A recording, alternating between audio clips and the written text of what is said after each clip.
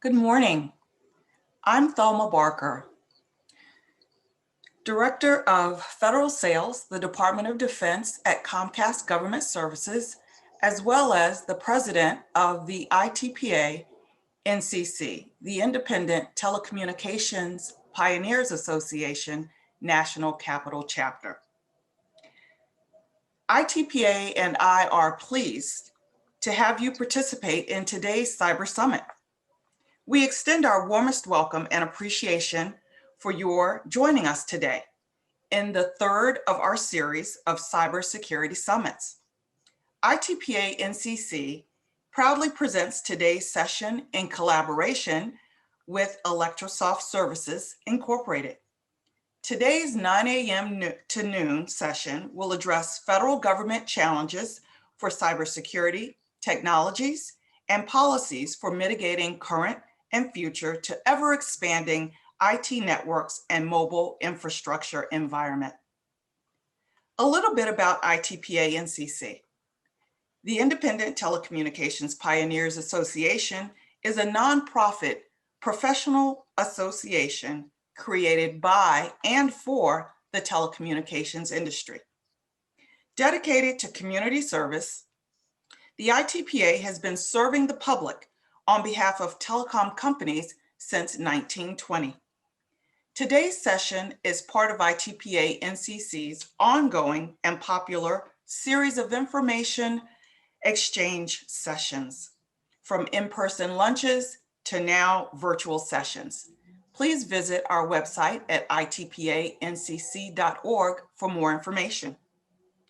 In the spirit of giving back, ITPA-NCC is honored to support the USO of Metropolitan Washington, the Capital Area Food Bank, the Juvenile Diabetes Research Foundation, as well as the Salute Military Golf Association. ITPA-NCC is pleased to recognize the contribution and support of our corporate sponsors. And now, I'm pleased to introduce our colleague and collaborator, Dr. Sarbari Gupta, CEO, Electrosoft Services, Inc. She has an impressive background in software development and professional services in both the public and private sectors, and expertise in cybersecurity, risk management, privacy, and cryptographic solutions. A thought leader and a key player in cyberspace. Please join me in welcoming Electrosoft's Dr. Gupta. Thank you very much, Thelma. Good morning, everybody. I hope you're as excited as I am about this morning's event. We have a great lineup of government and industry speakers, and I'm really looking forward to hearing the discussions and learning a lot from it. So as the president of Electrosoft, or as the CEO rather, I changed my title recently, I wanted to say that we are really happy to collaborate with ITPA on this third in a series cybersecurity summit. We had two last year, and this is the first one this year, and we hope to have a second one this year as well. So next slide, please. So before we get started with our keynote speaker, Dr. Ron Ross, I wanted to say just a few words about Electrosoft. So we are a technology services and solutions provider for the federal government. In fact, this happens to be our 20th anniversary year. We started in 2001, so it's a very important milestone for us. So our competencies are listed. So in a general sense, we're a broad service IT professional service provider. But our greatest depth of expertise is definitely in the cybersecurity arena, and within the cybersecurity arena, in the identity, credential, and access management spaces. Next slide, please. Sorry. Yeah, so I mentioned that we're a federal government contractor. So we are just about split half and half between the defense sector and the civilian sector. And so we serve agencies such as the DLA, Department of Commerce, various bureaus within that, Army, NSF, Treasury, et cetera. And we have a whole bunch of GWACs and contract vehicles that allow us to get to our customer base. Next slide, please. So To kick off today's discussion on identity management and zero trust, these are some just thoughts I had on areas I think we probably will be touching in the discussions today. So number one is identity and authentication assurance levels. Now, NIST 863 is a document that defines 3 different levels of assurance for identity, authentication, and federation, and agencies have to select an appropriate level for their systems and applications. And so we'll probably have some discussions on that topic, I believe. The second point I want to just touch upon briefly is identity proofing, which is one of the most complex sort of tasks within identity management. Is the process of proving who you are, who you claim to be to, let's say, a registration authority. Now, with COVID-19 and the social isolation we've been going through, identity proofing has become even more difficult because it is harder to show up in person. So supervised remote identity proofing using technology solutions such as video conferencing, whatnot. So that has become more and more important. So I believe we will probably be touching upon that. The third point is identity and access governance. So this relates to an organization making sure that they know who has access to what resources within that organization. And so this is a difficult aspect of identity management as well, and very difficult to manage properly, over time. So we'll talk a little bit about that. And the fourth point is, doing appropriate identity management in the current sort of IT environments that we are all in, which is a hybrid multi-cloud environment, And so different systems and services require different types of identity authentication in many cases. So it's very difficult in many cases for an organization to figure out what's a consistent identity management policy across their organization. And finally, the zero trust journey. So zero trust isn't just a transformation that you go through overnight. It is very much a journey. And so it's a matter of prioritizing which systems and services we want to transform from our current perimeter-based approaches to the zero trust sort of model. So next slide, please. So having just touched upon a few thoughts, I need to recognize our event sponsors, which are ArchTIS, Nucleus Cyber, ID.me, SailPoint, and Radiant Logic. We want to thank our event sponsors for making this event possible by supporting us. And then the next slide, please. Okay, well, at this point, I'd like to welcome our MC for the day, Chris Dorobek, who is the executive editor of GovLoop's Dorobek Insider. Now, Chris is a crowd favorite within the IT community in the federal government, and he's an award-winning journalist and thought leader with extensive experience in print, broadcast, and social media. A very warm welcome, please, for Chris Dorobek. Welcome, Thank you very much, Dr. Gupta. Nice to see you. Thank you all for being here. We really appreciate it. And thanks, Thelma, as well. We have a great lineup. Unfortunately, we don't have a lot of time. And look at all the stuff we have to pile in a very short period of time. So we are going to get to it. As Dr. Gupta mentioned, my name is Chris Dorobek. And yeah, I pretty much do this for a living. This is what I do. I'm in the seemingly never-ending process of writing a book about how to moderate, because how many times have we sat through those sessions where it feels like the Harry Potter Dementors are sucking all joy out of the room? I'm trying to put an end to that one moderating session at a time, and we'll see how successful I am.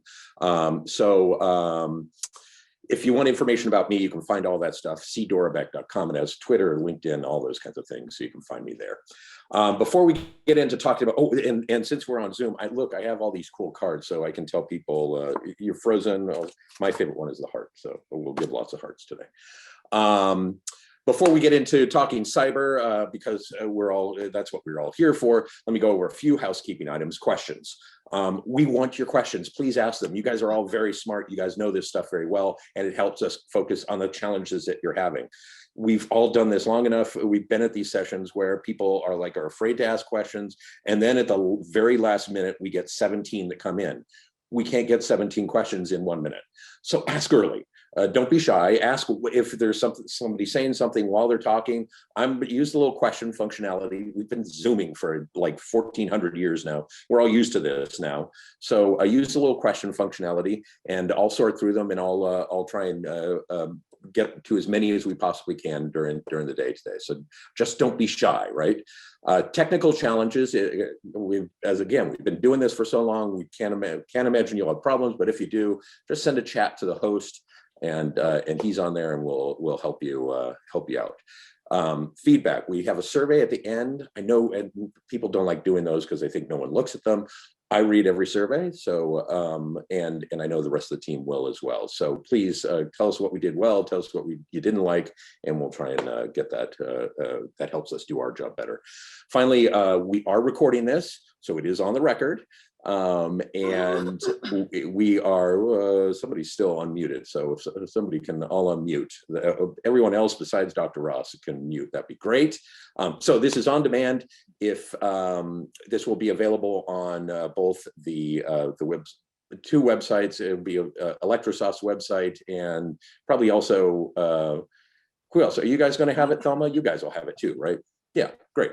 So it'll be around, and you can do it.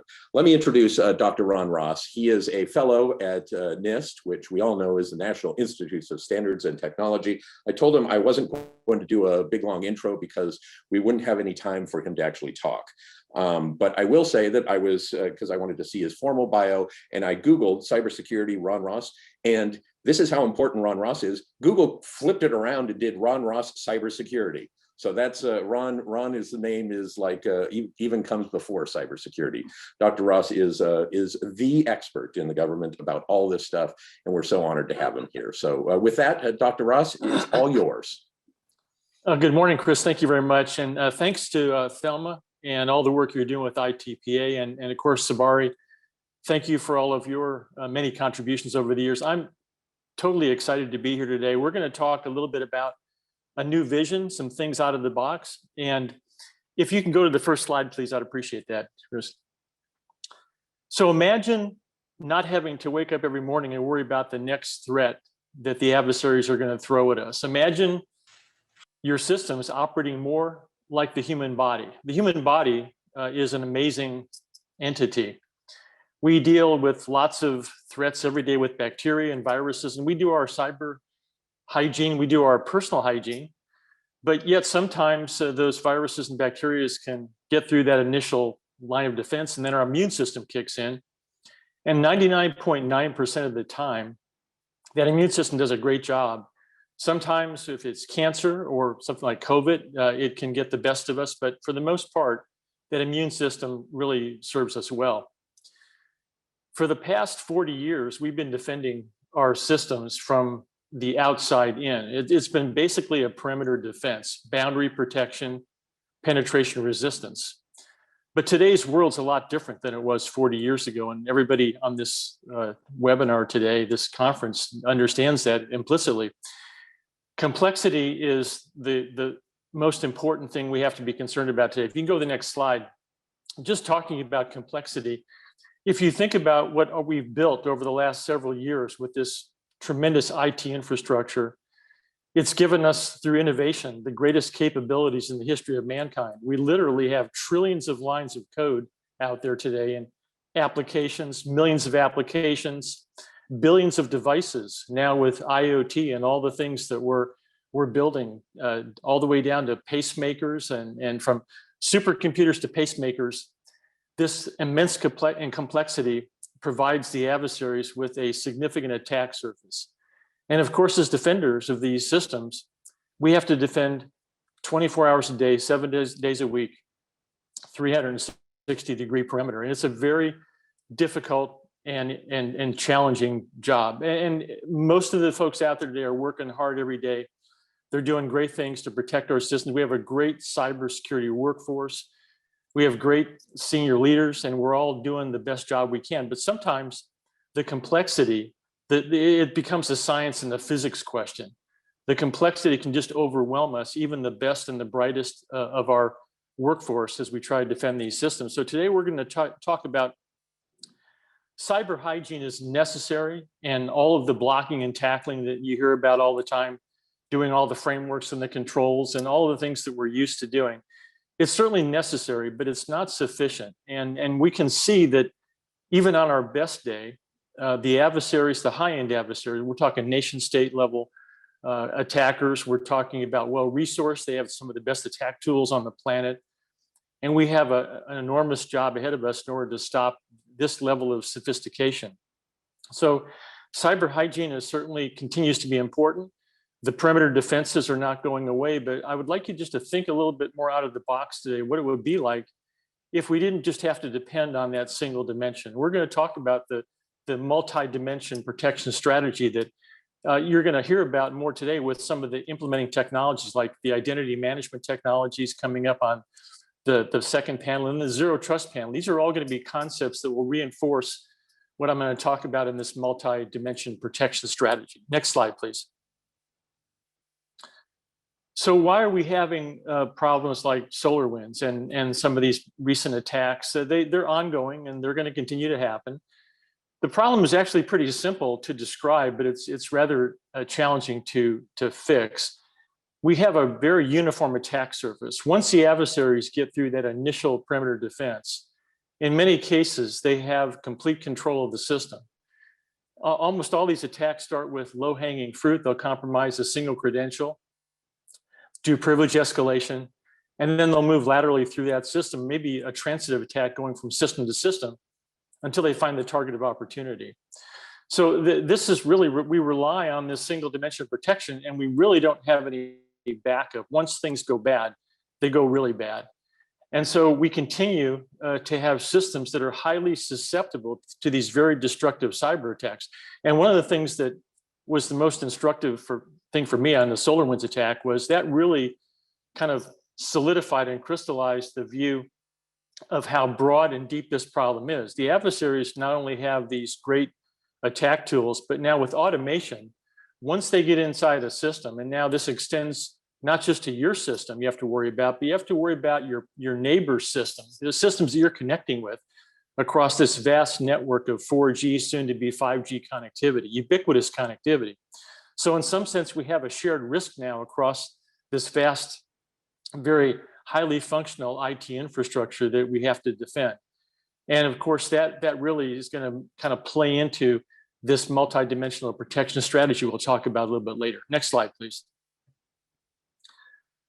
So those of you who are in attendance today know that we're always experiencing these cyber attacks, and there's usually 4 things that can happen. And these are the bad things that can happen based on a cyber attack. Certainly, exfiltration of information continues to be a problem. We saw this going back to the OPM attack in 2015, 22.5 million records of the SF-86 information.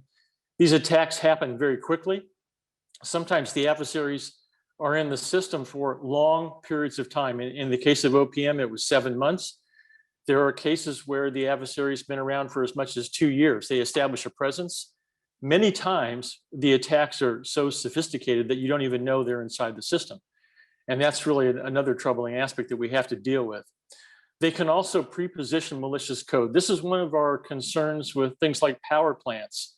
We don't know what we don't know. And of course, we do the best job we can to defend our critical systems in the critical infrastructure, federal government, private sector, but yet that complexity provides an enormous attack surface. And the adversaries know our systems sometimes better than we do. And once they get in, they can pre-position malicious code that they can activate at a time of their choosing. So just because the lights are on today and everything is working fine, you can't assume that the adversaries are not lurking somewhere inside the system, and they may trigger the attack at the most opportune time for them.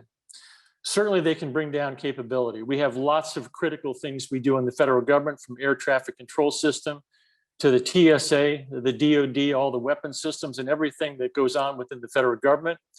We have a tremendous private sector producing innovative new technologies, intellectual property, and all the things that keeps our economy moving.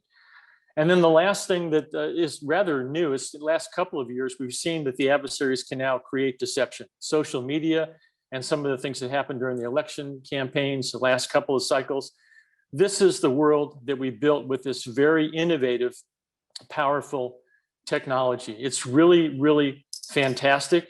It's pushing us light years ahead with regard to productivity. But in order for us to take advantage of this great technology going forward in the future, we have to be able to do a better job of protecting at all levels of the system. Next slide, please.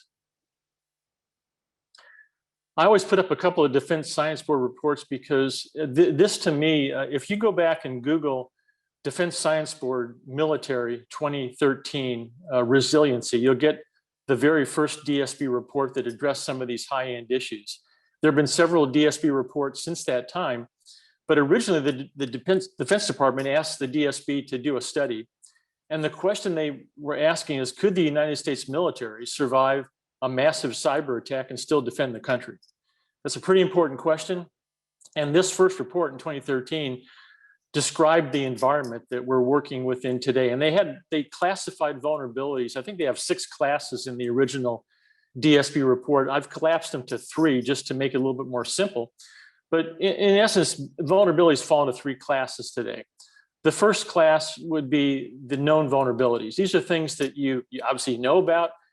Usually you prioritize and according to severity, and you'll handle each one of those in turn.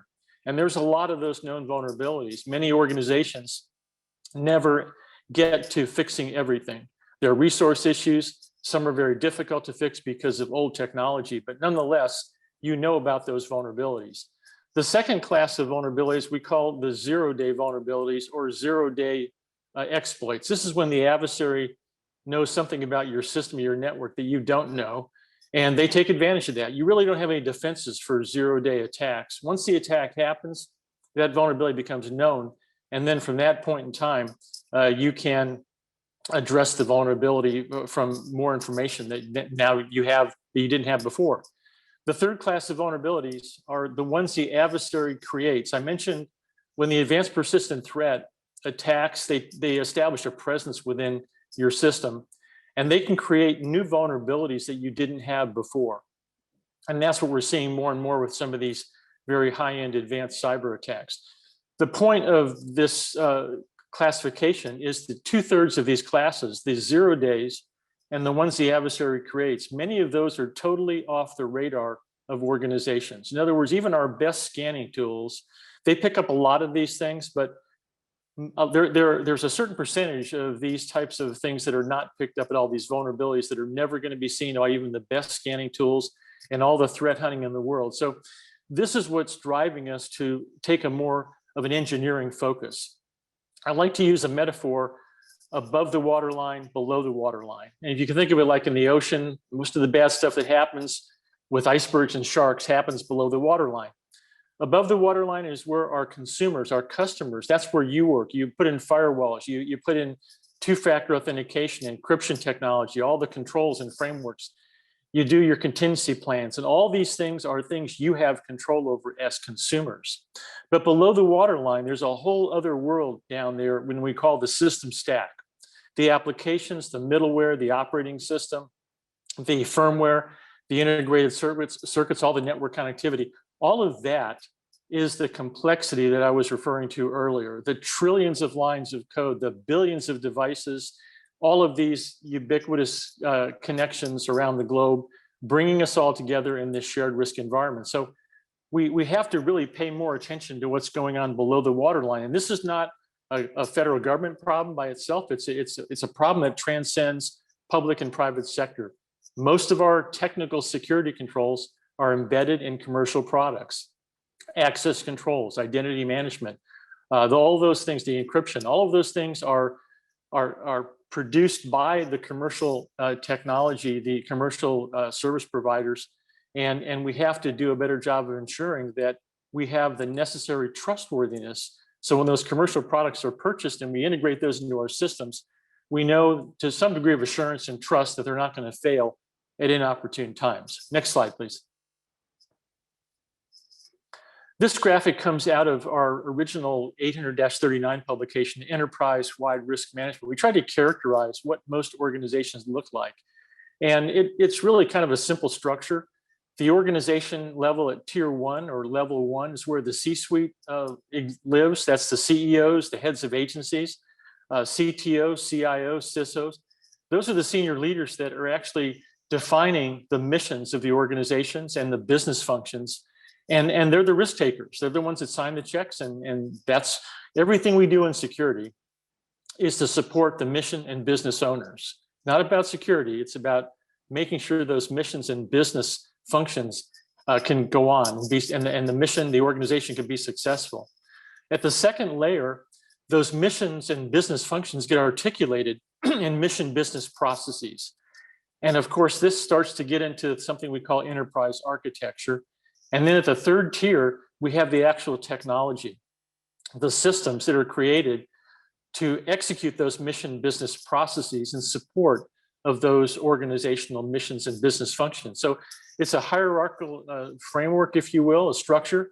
And the point of this slide is that it all goes back to good leadership at the top. If senior leaders are engaged, understand the risks, the threats, and things that can bring down that mission space, that is essential to communicating all the way down, up and down the chain. The communication goes from the C-suite all the way down to the lowest level operators that are on the front lines. And then from the front lines, that operational day-to-day things that are going on are conveyed back up the chain so you can do course correction. This is part of our continuous monitoring program, so we can ensure that the security state that we started with is maintained over time in a very dynamic environment of changing threats and new vulnerabilities and new technologies and people coming into the organization. So the important part about this is that we're trying to get traceability. We're trying to get good security requirements defined by the stakeholders, communicated up and down from the boardroom all the way down to the operational side, and using enterprise architecture and security architecture to understand what we have, what are the relationships between all those systems and the components, and how can we use that, the traceability and transparency to give us greater trust in the things that we're using for our most critical systems today. Thank you. Next slide, please. This is a simple graphic that kind of characterizes where we are today. I developed this one after the SolarWinds attack because it really brought home to me that we have a very large, broad problem now that goes across not just your system. We have, as we mentioned before, we have the business operations, the senior leaders are in that box. We have something called DevOps now, where we're building systems and software through new processes, agile development, where the developers now are not building a system completely and throwing it over the fence to the operators. Now there's an interaction with the developers and the operators to try to get that synergy working so you don't have to fix things after the fact. And this again is spawning something you may hear about called DevSecOps, where we're now concerned about bringing security into those agile and DevOps development processes. Again, this is the engine of innovation that's bringing all that terrific software to the organization. But as those DevOps processes proceed, there are lots of risks that go along with that. And that's why security has to be integrated into all of those lifecycle processes. And then there's the supply chain. Now it's not good enough now just to worry about your system. You have to worry about all the systems that you're connected to, your suppliers. What is their state of security? And how can you have some level of confidence that the things that you're bringing in from that supply chain have not been corrupted? All of these things are operating or should operate on a solid foundation of systems security engineering as part of an enterprise architecture. So we can understand all of the different systems, the components, the interactions, and we can take specific steps to protect all of those different security domains that are part of this large, complex environment that we're working within. Next slide, please. Well, I mentioned our 40-year history of a single boundary protection strategy, a single dimension.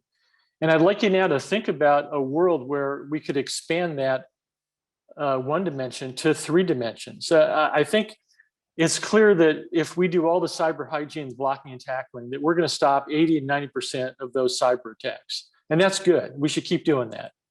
But what happens to the 5 to 10% that we don't stop? What happens when the adversary gets inside our system? It's kind of like an analogy. I use the analogy of your house. You have a lock on your front door. But once someone breaks the lock on your front door, can they come through your house and go into every room and rip you off and just rifle through everything and steal all your stuff? Or what if they came through that initial lock and every room in your house had a safe or a vault in it? And you were going to talk about these. This is the analogy of a safe deposit box, for example. You'd move your really critical things to the safe deposit box. That's the analogy of domain, security domains, or segmenting networks and breaking the system down into more defensible security domains. And you're going to hear a lot about that later with zero trust. And of course, identity management plays a very important role in the zero trust concepts as well. But envision a situation where once the adversaries were inside, you now are going to limit the damage they can do once inside. And we'll talk a little bit about how that happens in a couple of slides. But the idea is you want to increase their work factor once they're inside. You want to limit their lateral movement, and you want to reduce the time they have on target to do damage. And that second dimension of damage limitation will then lead us to a third dimension that we call cyber and system resiliency. That's the ability to take a punch and not have the system go down for the count.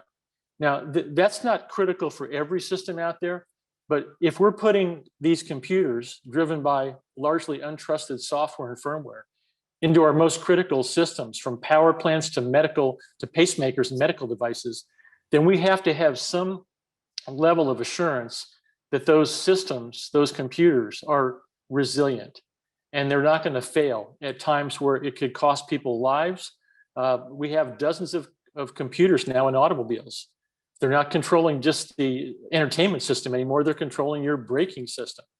And we know that adversaries have penetrated those systems, and that can call into question some of these critical safety systems now that we have in a lot of the devices that we're deploying across the IoT space, and certainly in all the things that we've been working with previously. Next slide, please. Well, this graphic just illustrates, I was talking about the supply chain earlier. This graphic comes out of our flagship 800-160 publication. This illustrates a system of interest in the blue triangle there. And within your system of interest, I talked about the system stack. Every system consists of multiple system elements. And there are a lot of these system elements. Those could be applications. They could be operating systems.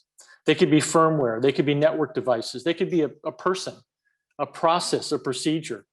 All of these system elements work together to give that system a capability that supports that mission that we talked about earlier, or the business function. Now, the key thing about this slide is, and again, this comes out of our engineering publication, and why system security engineering is so important, because you're not just confined to that blue triangle. You have enabling systems that you're communicating with that allow that system in the blue triangle to do its job. This could be coming from your supply chain, or it could be part of your organization where another system is feeding and communicating with that system in the blue triangle, system of interest. There are also other systems that are outside of your organization. Again, that might be suppliers. It could be just other systems you're communicating with across the federal government or in the private sector. The point here is that all of these system elements and the systems need to be identified, and we have to understand the relationships. How is information moving across that system from element to element? And this is going to play into the discussion later on zero trust, because if you look at that triangle, that represents the what I call 40-year history of boundary protection, penetration, resistance.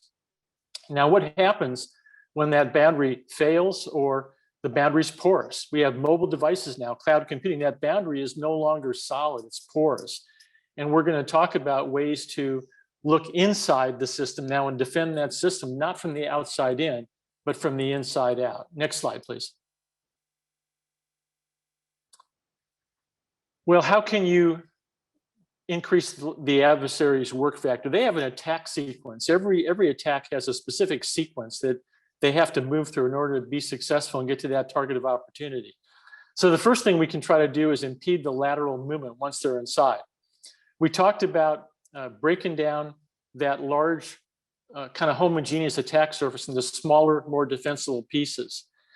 That's really what zero trust is all about. The zero trust concepts and zero trust principles that are defined in NIST Special Publication 800-207. They really talk to breaking down that large perimeter into smaller perimeters, smaller resources. And we in the zero trust environment, we're collapsing that big perimeter, and we're putting the access control and authorization authentication capabilities down to smaller pieces. Those are smaller, what we call security domains, and they can be defended individually. That really makes the adversary's job a lot more difficult. It's like that example of having a safe or a vault in every room. And you are definitely increasing the adversary's work factor. We're also trying to work on their confidence. You know, they pretty much understand these systems, and they think they have a free rein once they're inside to kind of just rip through the house and do everything they want to do. But when they come into a zero trust environment, it's going to look a lot different. It's going to work on their confidence level and hopefully add some confusion to that attack sequence and make it more difficult for them to keep on moving. So that's working in the dimension of space. Let's talk about the dimension of time. Adversaries also need to have time on target to complete the attack sequence and get to the target of opportunity. Let's imagine now that we use segmentation. We divide our networks up into smaller pieces. We use micro-segmentation, developing even smaller pieces that we can defend. And now we bring in virtualization. Virtual machines have been around for a long time. Micro-virtualization now allows us to virtualize smaller and smaller pieces of the system. Now, what does that mean? Well, if malicious code gets into a virtual machine or a smaller piece of the system, we now have the ability to refresh that code very rapidly. That rapid refresh can bring us back to a known secure state very quickly. So in some sense, if you combine the zero trust environment with the virtualization, micro-virtualization, we're now not only make it very difficult for the adversary to move, we're also reducing the time they have to do damage. And that's really what that second dimension is all about. And again, that's going to lead us to a system that is more cyber resilient. Next slide, please. Well, I just mentioned these two things. You can't underestimate the power of some of this new technology that you're going to hear about later today in the other two panels. This is not a pipe dream. This is not something that's on the drawing board. We have these technologies that are available now. I'm not saying it's going to be easy to transform the current legacy and install base, but it starts with one system at a time. It starts with getting back and designing an architecture that can be defended, and then moving out one system at a time and going through that process until you get your entire set of systems up to code so we can actually implement some of the things I just talked about. Next slide, please. In our Special Pub 800-160, again, this is our flagship engineering publication. We started with an IEEE ISO joint standard 15288. It's really a great standard on systems and software engineering. And we decided rather than make it all about security, we were going to take and focus on the system engineers, the people who build stuff for a living. And we took that standard, and with the permission of IEEE and ISO, we took all 30 processes. You're looking at the 14 technical processes within the engineering process overall. And then there's 16 non-technical processes. What we did, we defined the security considerations for every one of those 30 processes within that life cycle. And so you can see that this kind of connects back to that triangle I talked about, where at the top of the organization, you have the governance, the senior leaders. We'll look at the first couple of 2-3 steps and the processes in the 800-160 and the ISO IEEE standard. Mission business analysis, stakeholder needs and requirements. This is where at the top of the organization, the senior leaders are defining those missions and business functions. And from that, we're pushing out a set of system requirements. And then of course, there's a subset of those requirements that are called security requirements. And that then pushes into an architecture and a design. And you can see that this is what it means to build security into the life cycle. Security cannot be added on after the fact. Security, much like safety, is a property that emerges from a life cycle development process. And this is the work that I talked about earlier going on below the waterline. This is not something most consumers can deal with, because this is the commercial industry. This is the people that build systems. And that's why it's so important that everybody not only understand the system security engineering value, but can push it out in contracts. So when they're buying commercial products, they can ensure that the developers are adhering to some of these best practices that have been around for literally 40 years. Next slide, please. Well, again, this graphic comes out of 80160, and some of the important points here, again, are reinforcing that initial top-level description that supports the stakeholders. They define a problem, and now they have to define a solution. That solution has to have a sufficient level of protection in it in order for that problem to really be effective and supporting the organization. And that's what moves through this whole process of problem solution development. And then there's a certain level of trustworthiness. You might have heard the term in cybersecurity over the years. There's functionality, that's access control, identification, authentication, encryption. And then there's assurance. How good a job did the developers do at building the software in the system? It's not just about testing the software, it's about design analysis, looking at the design, the specifications, making sure that all of those modules are well defined, the interfaces, and all of those things that really reduce the number of weaknesses and deficiencies in the code, because that means you're going to get fewer vulnerabilities when the consumers get these products at the other end of the system. And of course, it's all about the traceability and transparency of that process. So you can have evidence. If you're a builder of a system or software, consumers need to have evidence so they can see that you've done the right things. That's about developing trust that the customers have to have, especially when these commercial products are going into some of our most critical systems. Next slide, please. I'm not going to talk about this slide very much, but this just gives you a very high-level view of some of the things that we worry about in the systems security engineering business. Many of these are familiar to you. Obviously, there's risk and requirements we talked about before. I mentioned assurance and architecture, and there's just a lot of things. Verification, validation. Did I build something correctly? That's the verification process. Different than validation. Is it fit for purpose? In the military, if you build a weapon system, can it put steel on target? Is that medical device actually doing what it's supposed to do? These are all questions that engineers worry about, and it's all to serve the customer, the consumer, to make sure that whatever mission or business function you're carrying out, you can do that with some degree of confidence and success. Next slide, please. Lastly, as we touch on the third dimension of cyber resiliency, this is where we are ultimately headed. We want to get systems, as I said, that act more like the body's immune system. You want to be able to anticipate the attacks that are going to come. And this is where security engineers kind of differ. They will look at the known threats out there. They'll look at the known vulnerabilities within a system, but they don't just stop there.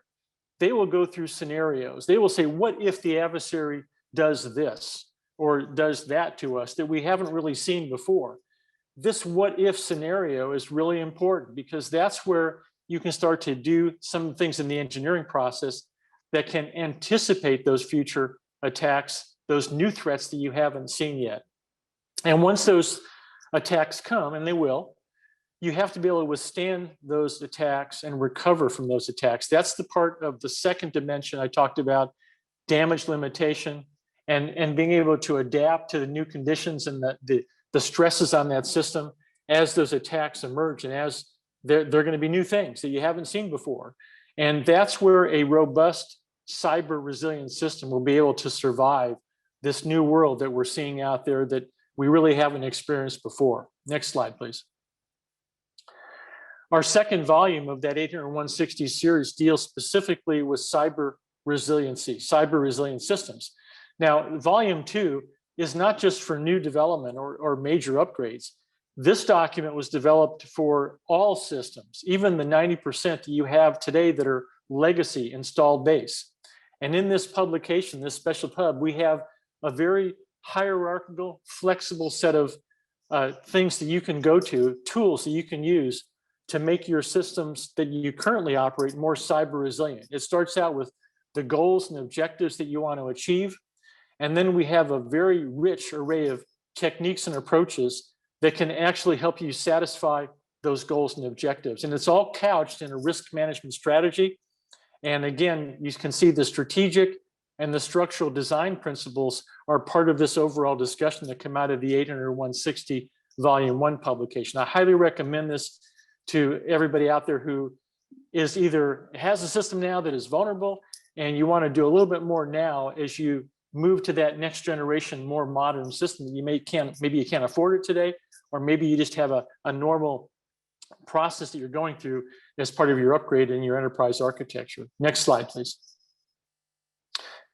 So everything we talked about today, it sounds like it's very difficult, but we actually have a lot of history.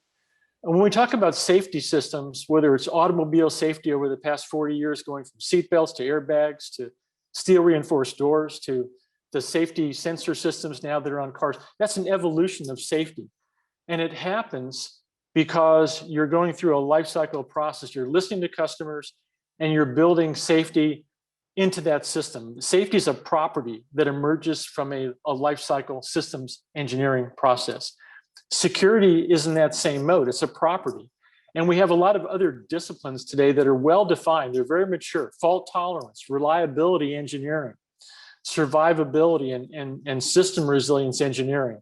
These have been around for a long time, and security fits right into that same mold. And in fact, I would argue that a lot of these things that we worry about in security are already being taken care of in some of these other disciplines. So this may not be as heavy a lift as we think it might be. Next slide, please. The last thing I'll talk about is, we talked about above the waterline, below the waterline. And of course, the world of engineering is largely below the waterline, but we still have things like the risk management framework, the cybersecurity framework, our privacy framework. Those are largely things that customers deal with as they try to protect above the waterline. We're trying to bridge these two communities now so they're not working in stovepipes.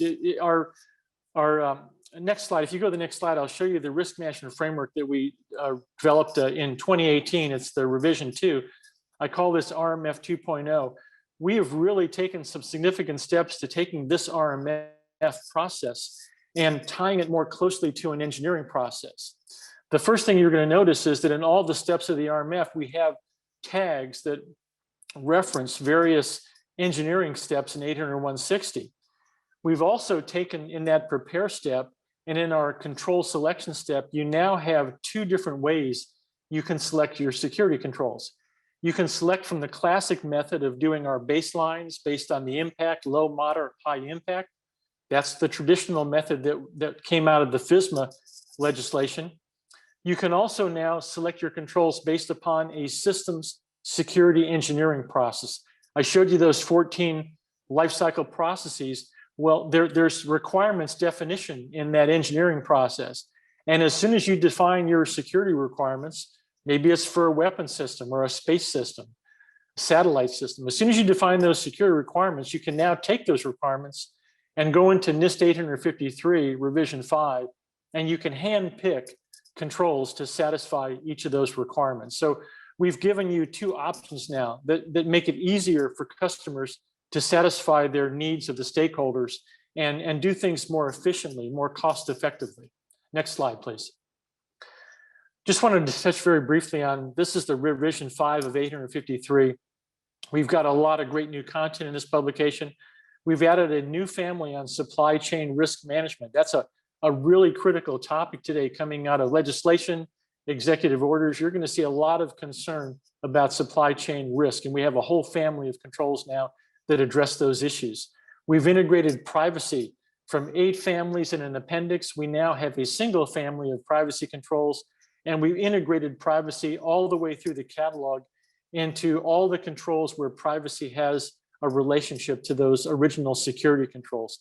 There's a tremendous amount of innovation going on in this area, and I highly recommend that you download these publications, the RMF 837 and the 853, and of course, the security engineering guidelines as well. Next slide, please. On the horizon, we've got 2 major updates this year. We're going to be upgrading our Volume 1, Volume 2 that I talked about. And here's the one that I'm really excited about.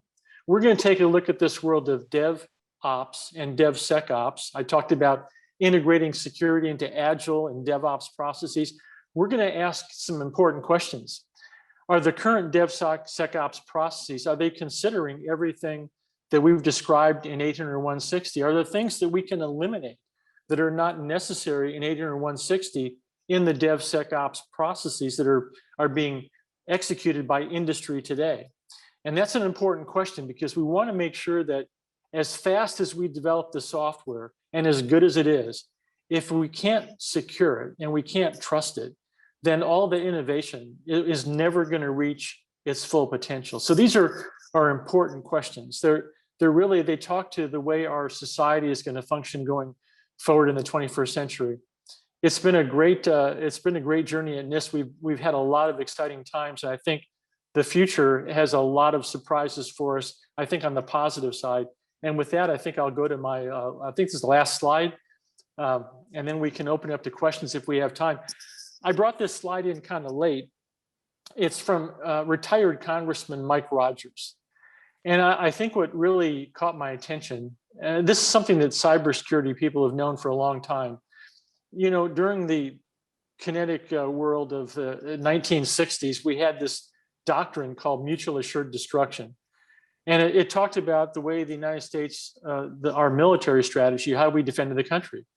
We had nuclear weapons. The old Soviet Union had the same nukes, and we basically had this doctrine of mutual assured destruction. We would, if they launched a first strike at us, we had enough throw weight to launch a second strike and destroy the Soviet Union. That kept us safe. It was this kind of delicate balance.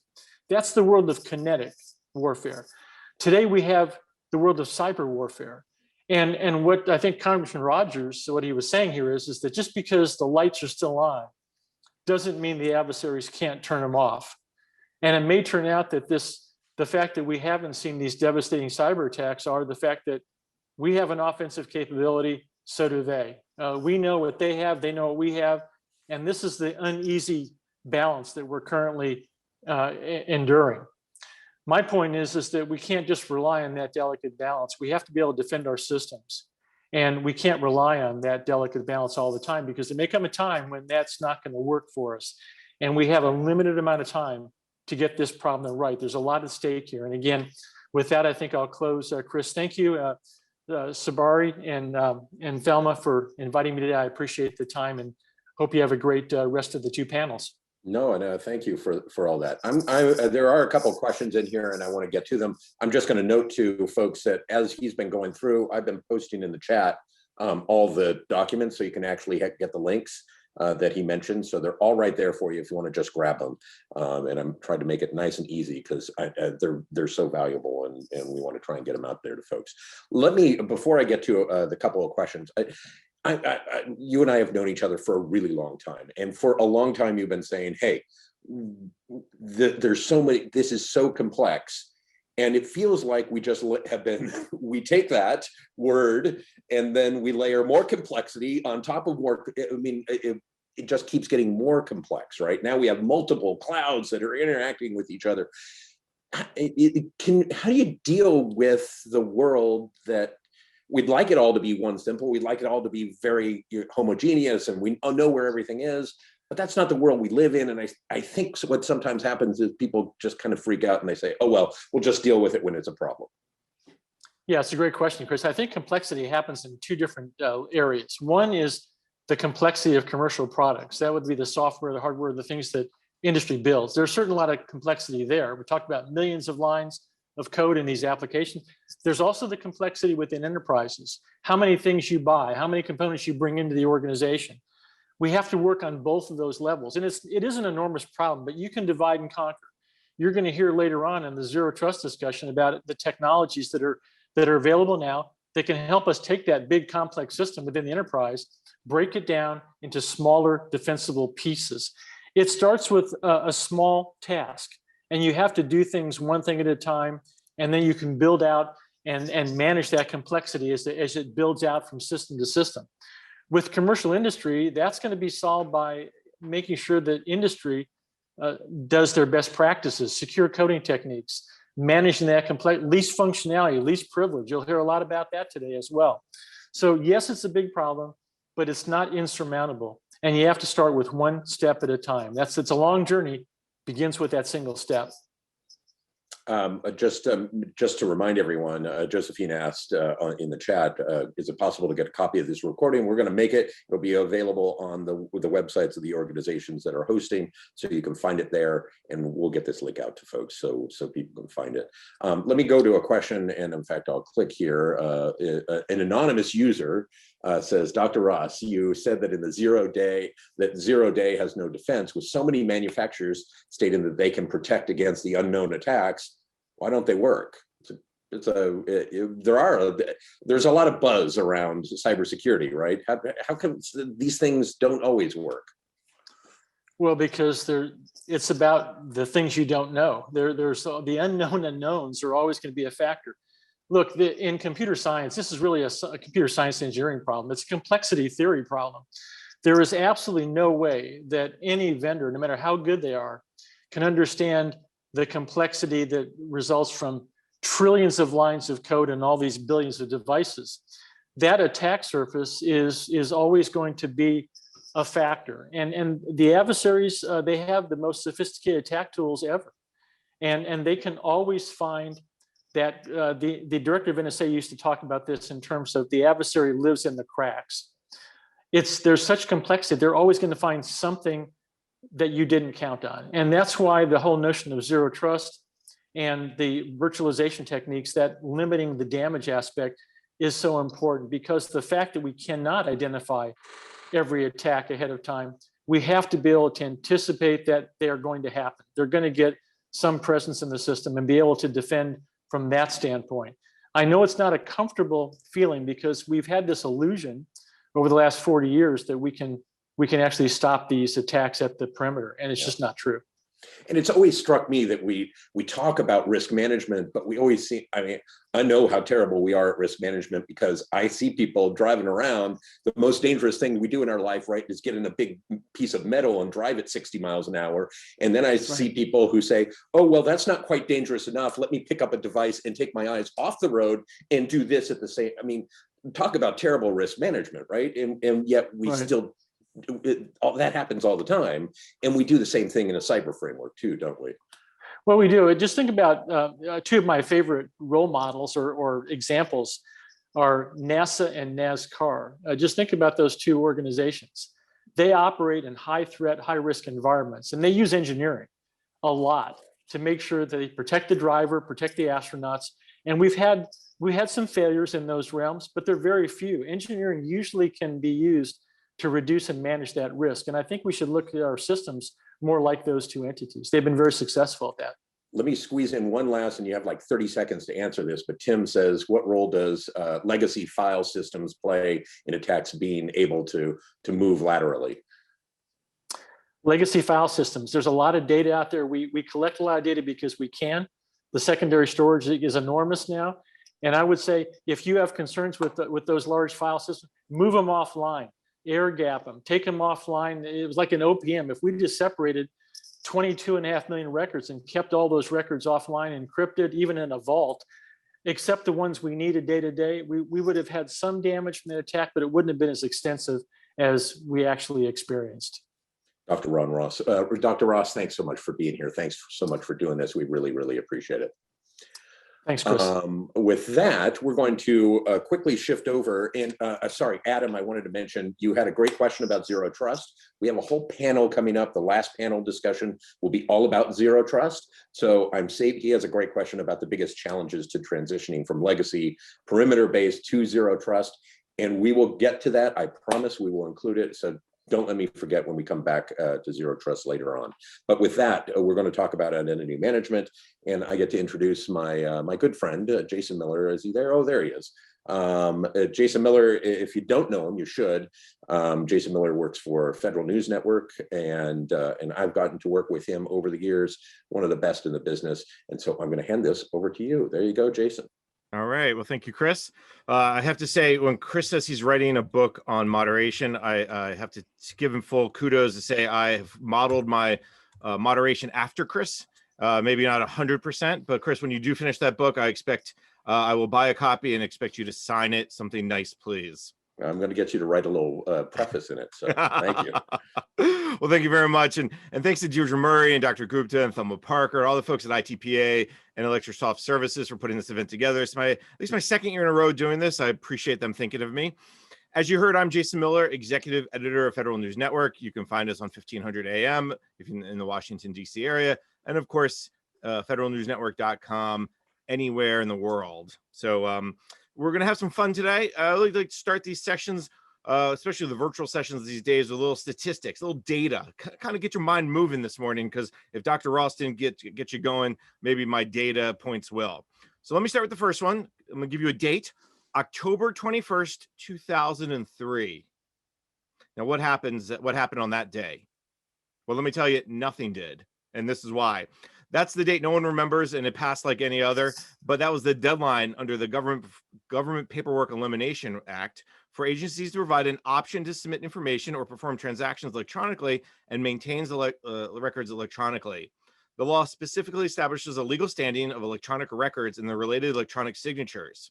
Now, this also built on a memo from OMB put out there in 2000, establishing electronic signatures as an alternative approach to the old pen and paper. All right, now, second one, 0. That's the number of mentions in the original Homeland Security Presidential Directive 12, HSPD 12 policy of the requirement for an identity card. Now, many believe HSPD 12 called for the creation of a smart card. Hey, every agency, every federal employee and contractor needs to have some sort of smart card. But actually, what it called for, HSPD 12, was an identification that was issued that was based on sound criteria for verifying an individual's employee's identity, is strongly resistant to fraud, tampering, counterfeiting, terrorist exploitation, can rapidly be authenticated electronically, and is issued only by providers whose reliability has been established by an official accreditation process. Jeremy Grant, who you hear from later, probably will tell you has a lot more depth on that knowledge, but very interesting that HSPD 12 never actually calls for a smart card. All right, last one, 97%. That is the percentage of privileged users who are using their PIV card or another multi-factor authentication approach to access agency networks. 18 of 24 agencies met the government-wide goal as of December with 100% of all privileged users using their PIV or multi-factor authentication, and 2 other agencies were at 98% or better. So huge changes over the last 4, 5, 6 years, and we're going to get to them and why that change happened. So there you go. Now you can impress your family and friends tonight at dinner. Tell them all these wonderful statistics about identity management. So this is how the panel is going to work today. I've asked each panelist to provide you with new or different information, something you haven't heard in the past. I've asked them to give you an update on programs or initiatives or new data, whatever it is. They're going to take 3 to 5 minutes, give or take, and tell you something you don't know. Now, if you've seen me moderate before, you know I don't do bios. I don't give you background on what the Federal Acquisition Service is. I'm not going to tell you what NIST's mission is. If you don't understand it, if you don't know who Phil Lamb is, look him up. I guarantee you can find him on the Google. I'm sure I have many times. And then, as Chris mentioned, submit your questions. There's a couple that came late into that last panel and they didn't have time for them. Get your questions to me earlier. We'll get through them as many as possible. Remember, my job is to ask questions. The panelists much rather hear from you all. So that being said, let me just set just a little bit of context for our discussion today, and we'll get to the panelists. Now, we've been talking about identity, credential, and access management, ICAM, for more than 2 decades. But the 2 reasons we're having a more, if you will, advanced conversation today comes down to what I'll say is 2 points in time. First point is 2015, when OMB launched the post-OPM data breach cyber sprint. During that 30-day sprint, the number of employees using their smart cards logged onto the network went from about 45% to about 80%. Now, unfortunately, it took a massive hack to finally bring change that OMB required right around 2008, 2009 timeframe. The second date I'll kind of point out to you is March 2020, just over a year ago. As we all know, that's the time when federal employees and contractors were sent home to work. Pandemic had kicked in, and we all said, uh-oh, what's going on here? And all of a sudden, agencies and contractors learned the value of digital signatures. And zero trust became more than just a buzzword. Basically, it brought identity and access management, I'll call it, back into vogue. Now, there's momentum to take full advantage of the convenience, the security, and flexibility of these identity management tools and capabilities. The future could be anything from a concept like identity as a service, where employees or citizens can pull out their smartphones and get services. The strong authentication will be built into that device. Now, we also know that there'll be a dynamic model of identity, credential, and access management. It hopefully will be based on real-time data management, real-time access for authorization decisions, and it'll be based on a risk profile that will continually authenticate individuals on a real-time basis. So I know I just laid out a lot. So how we're going to get there? Well, that's what our panelists are going to tell us. So we'll kick us off. Matt Scholl from NIST, why don't you kick us off and tell us what's going on with NIST? Thanks, Jason. Good morning, everybody. Wow, that was a lot, Jason. I'm still like, my processor's overheating here as I'm trying to take that all in. So I'll try to hit just a couple of those points that you asked us to highlight, and then we'll roll on to the rest of the panel, and then happy to try to address any of your questions.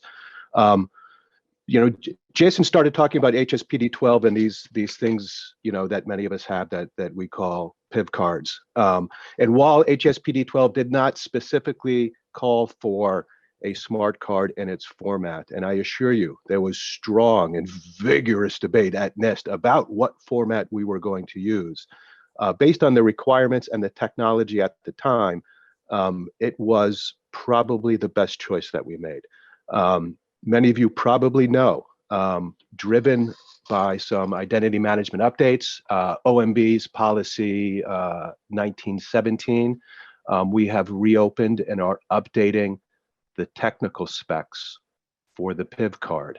And as part, we are looking at new types of form factors that can be used as derived PIV, soft tokens, or even federated tokens that can be used with the same amount of risk understanding that allows us to engage with citizens more effectively and more efficiently based on what they have when they try to access our services. So a lot of that is outlined in that OMB memo, M1917, as far as some of those goals and outcomes that are being sought. So that's that on the PIV front. That's around people identity. There's been a lot of zero trust talk going back and forth. And the topic of this thing here, I believe, is identity management as a critical pillar. In zero trust, it's a strange name, zero trust. It's not really zero trust. What it is we are going to leverage and double down on some of our trust roots and really use them to assure the security in places where we don't have as much assurance. And identity is a strong trust root that we are going to be leveraging, not just now, as we've seen in our telework operations, but for zero trust operations overall for the future. So we've seen some of our trust roots erode from under us in the past, where we've extended trust blindly to things like software updates and patches.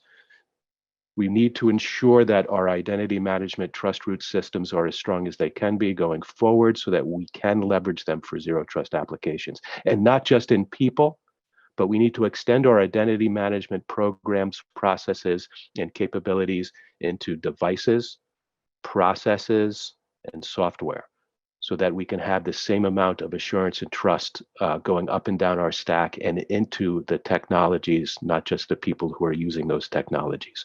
One other thing that's coming up that I want to highlight real quick, just because it's my thing. As you're looking at implementing and potentially upgrading your identity credentials, a lot of these are based on cryptographic protocols. We vet you as a person. We bind that identity into a cryptographic mechanism, like a digital signature, which was mentioned. We, meaning all of us, will be changing and upgrading the cryptographic applications that generate digital signatures in the next 5 to 10 years.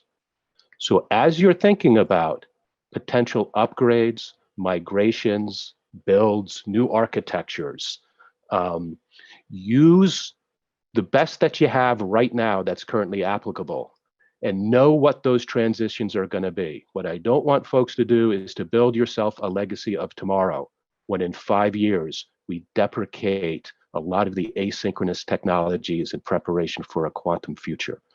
So know what those cryptographic changes are going to be. That's going to be something that's going to be coming up for us in the next 2 to 5 years, and it has potential to be big. So thank you. All right, nice job. Real quick, one quick follow-up is you talk about the idea of the root structure and ensure that we have not compromised this trusted root system. Just offer a little definition of a trusted root system. Yeah. So I was at a conference last year and somebody said, trusting trust is incredibly important. And if you think about it, that's really what we're talking about here. Where are the places where we are doing a trust extension that we are then building upon the rest of our cybersecurity architectures and policies and implementations? And there's a couple of places where we are extending trust. We are extending trust that our cryptographic protocols are correct and operating properly. We just assume crypto's working. We are extending trust that the identity on the PIV card that's being used to access resources is correct. These are some of the trust roots that we are just extending an assumption of correctness to. So a lot of that, when we look at zero trust architecture, a lot of the concept is to minimize those trust extensions to just the very core essential ones that we need to operate our businesses effectively. And so when we minimize those trust roots, we kind of want to narrow in on what are the most important ones, and then how do we have strong assurance about those important ones, because we're going to be leveraging them so much stronger. All right. I hope that answered. Did that answer the question? It did. It did. Okay. I learned something, Right, which is awesome. All right, Darlene, we're going to go from extending trust roots to your project and program that you and I had the joy of talking about a few months ago. You had a big, long extension, not quite what Matt's saying, but talk a little bit about what you're working on at GSA. So, you almost ran me away because you said that HSPD 12 did not mention any PIV cards, and that's my business. I'm like, oh, am I on the right panel? So, but anyway, yes, the USSS program is a card servicing business. And as you know, and you've published a great article on the Point Pilot, the US Postal Service Point Pilot. Thank you for doing that for us. In March of 2020, it kicked off a vision of partnering with private organizations for delivering the services of the card issuing services. And there was the birth of the US Postal Service Point Pilot, which started in March 2020, right in the middle of the pandemic. And all of the government, federal agency workers and contractors, employees that support the federal government were going into mandatory telework. So, but the progress of that Point Pilot, it has really exceeded our expectations, beyond our expectation, and allowed us to rethink the way that we deliver the service for card issuance services. So there's some good stuff that came out of the pandemic.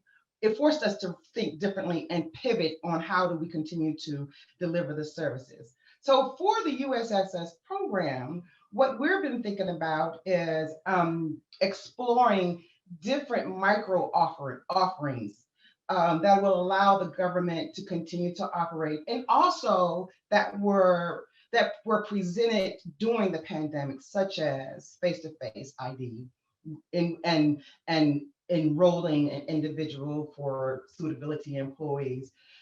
So as we progress through the Point Pilot, and the success for that also lend itself to, all right, what else can we do?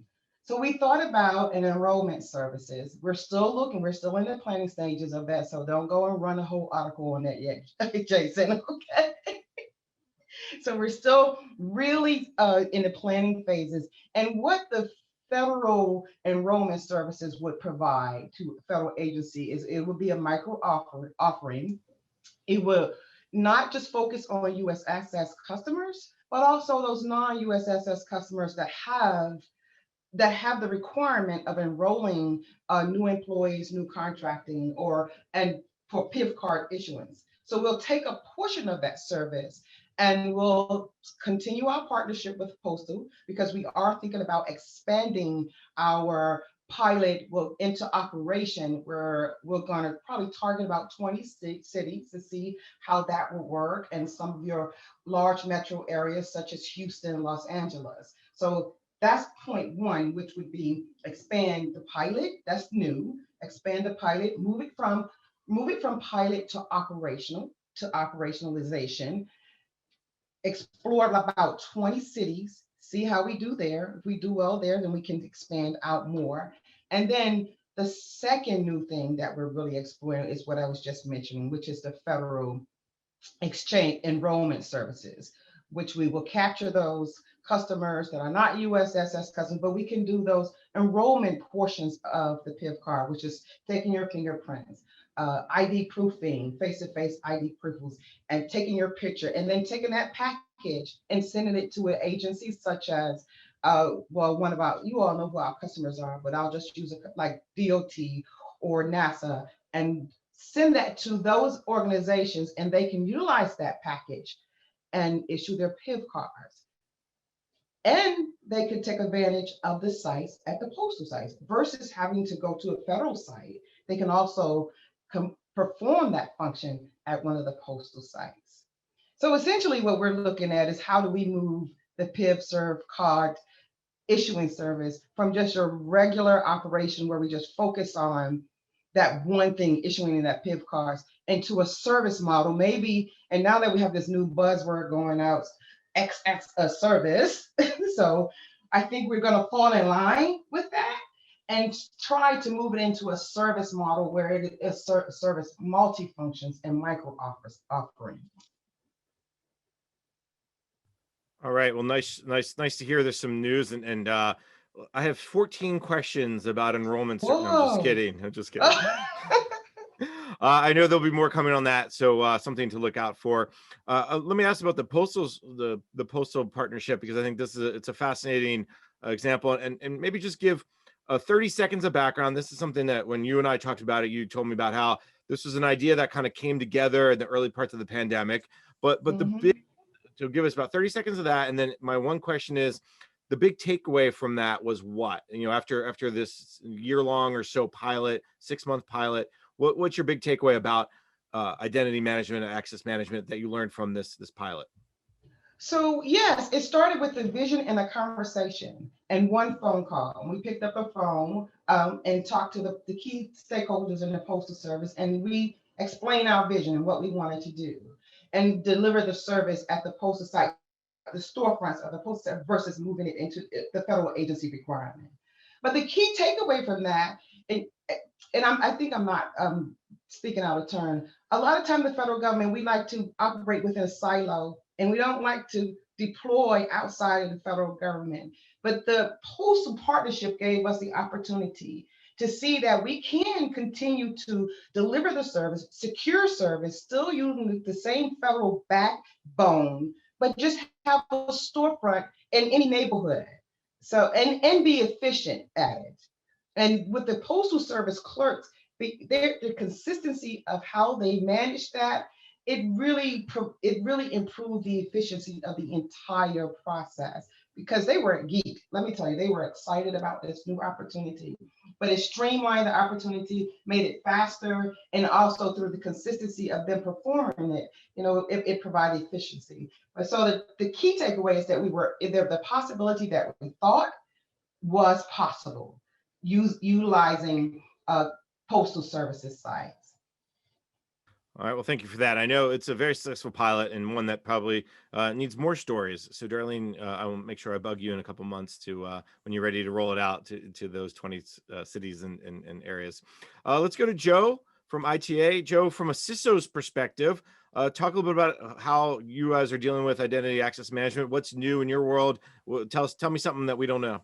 Sure. So ITA is an international organization. We have offices in all 50 states and over 100 countries. So we have a very mobile workforce and also a very geographically distributed workforce. So identity management is a critical thing for us. We have a lot of experience doing that. The pandemic was an interesting test. It was not a major change in our operations because we're used to working remotely and we're used to being in different environments. So what we're doing right now is we are looking at a pilot based on the updates to FIPS 201-3 that gives us some additional flexibility on derived credentialing. And we're looking at some FIDO2 tokens, which would allow a little more flexible experience for our users and a more consistent experience. Because the one drawback I think that we found with the PIV is excuse me, it's not very good with the mobile devices, which has been a very serious problem for a lot of our users.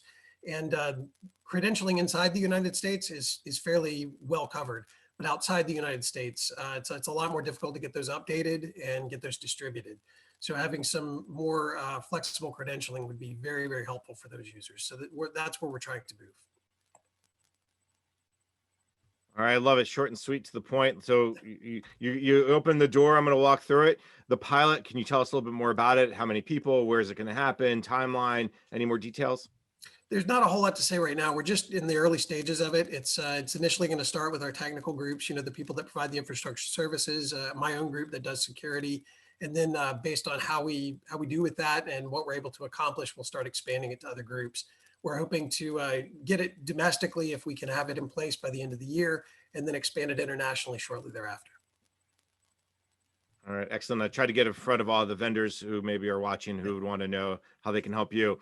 Let me turn to, speaking of a vendor, Blake from ID.me. Blake, you all at ID.me, I guess that's the way you say it now. It was always ID.me, and my, that's how old I am, I guess. No, ID.me. All right. That maybe change your name or something, right? Like KFC. But give me a sense of what you're seeing. What are some of the trends around ID management? And obviously, you guys have done a lot of work at VA as one example. Yeah, of course.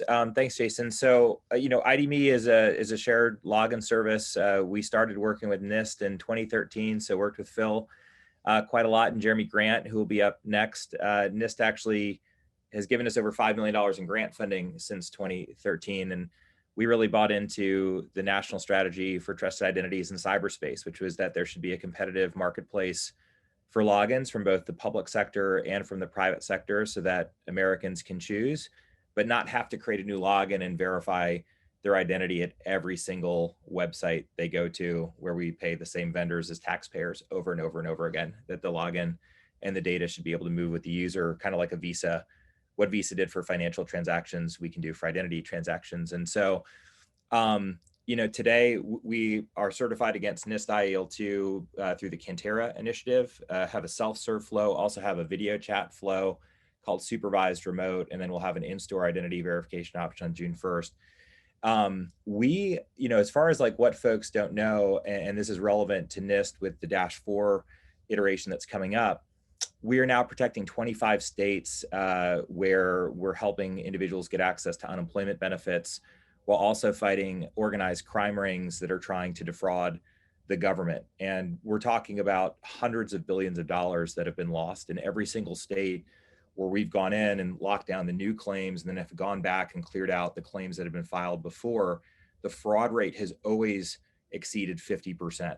And when you look at, over $700 billion of enhanced unemployment benefits that are out there, it's an enormous sum of money. So the current crisis is really a validation that the NIST standards are effective in terms of increasing access, from what they were before. So that supervised remote capability, if you don't have credit history, if your information's wrong in records, you still have a way to verify online through a video chat call instead of having to go somewhere in person in the context of a pandemic, which is just fundamentally unjust when you consider that a lot of disadvantaged communities are impacted disproportionately and have lower rates of access. And women who change their names more often in our society have lower rates of access.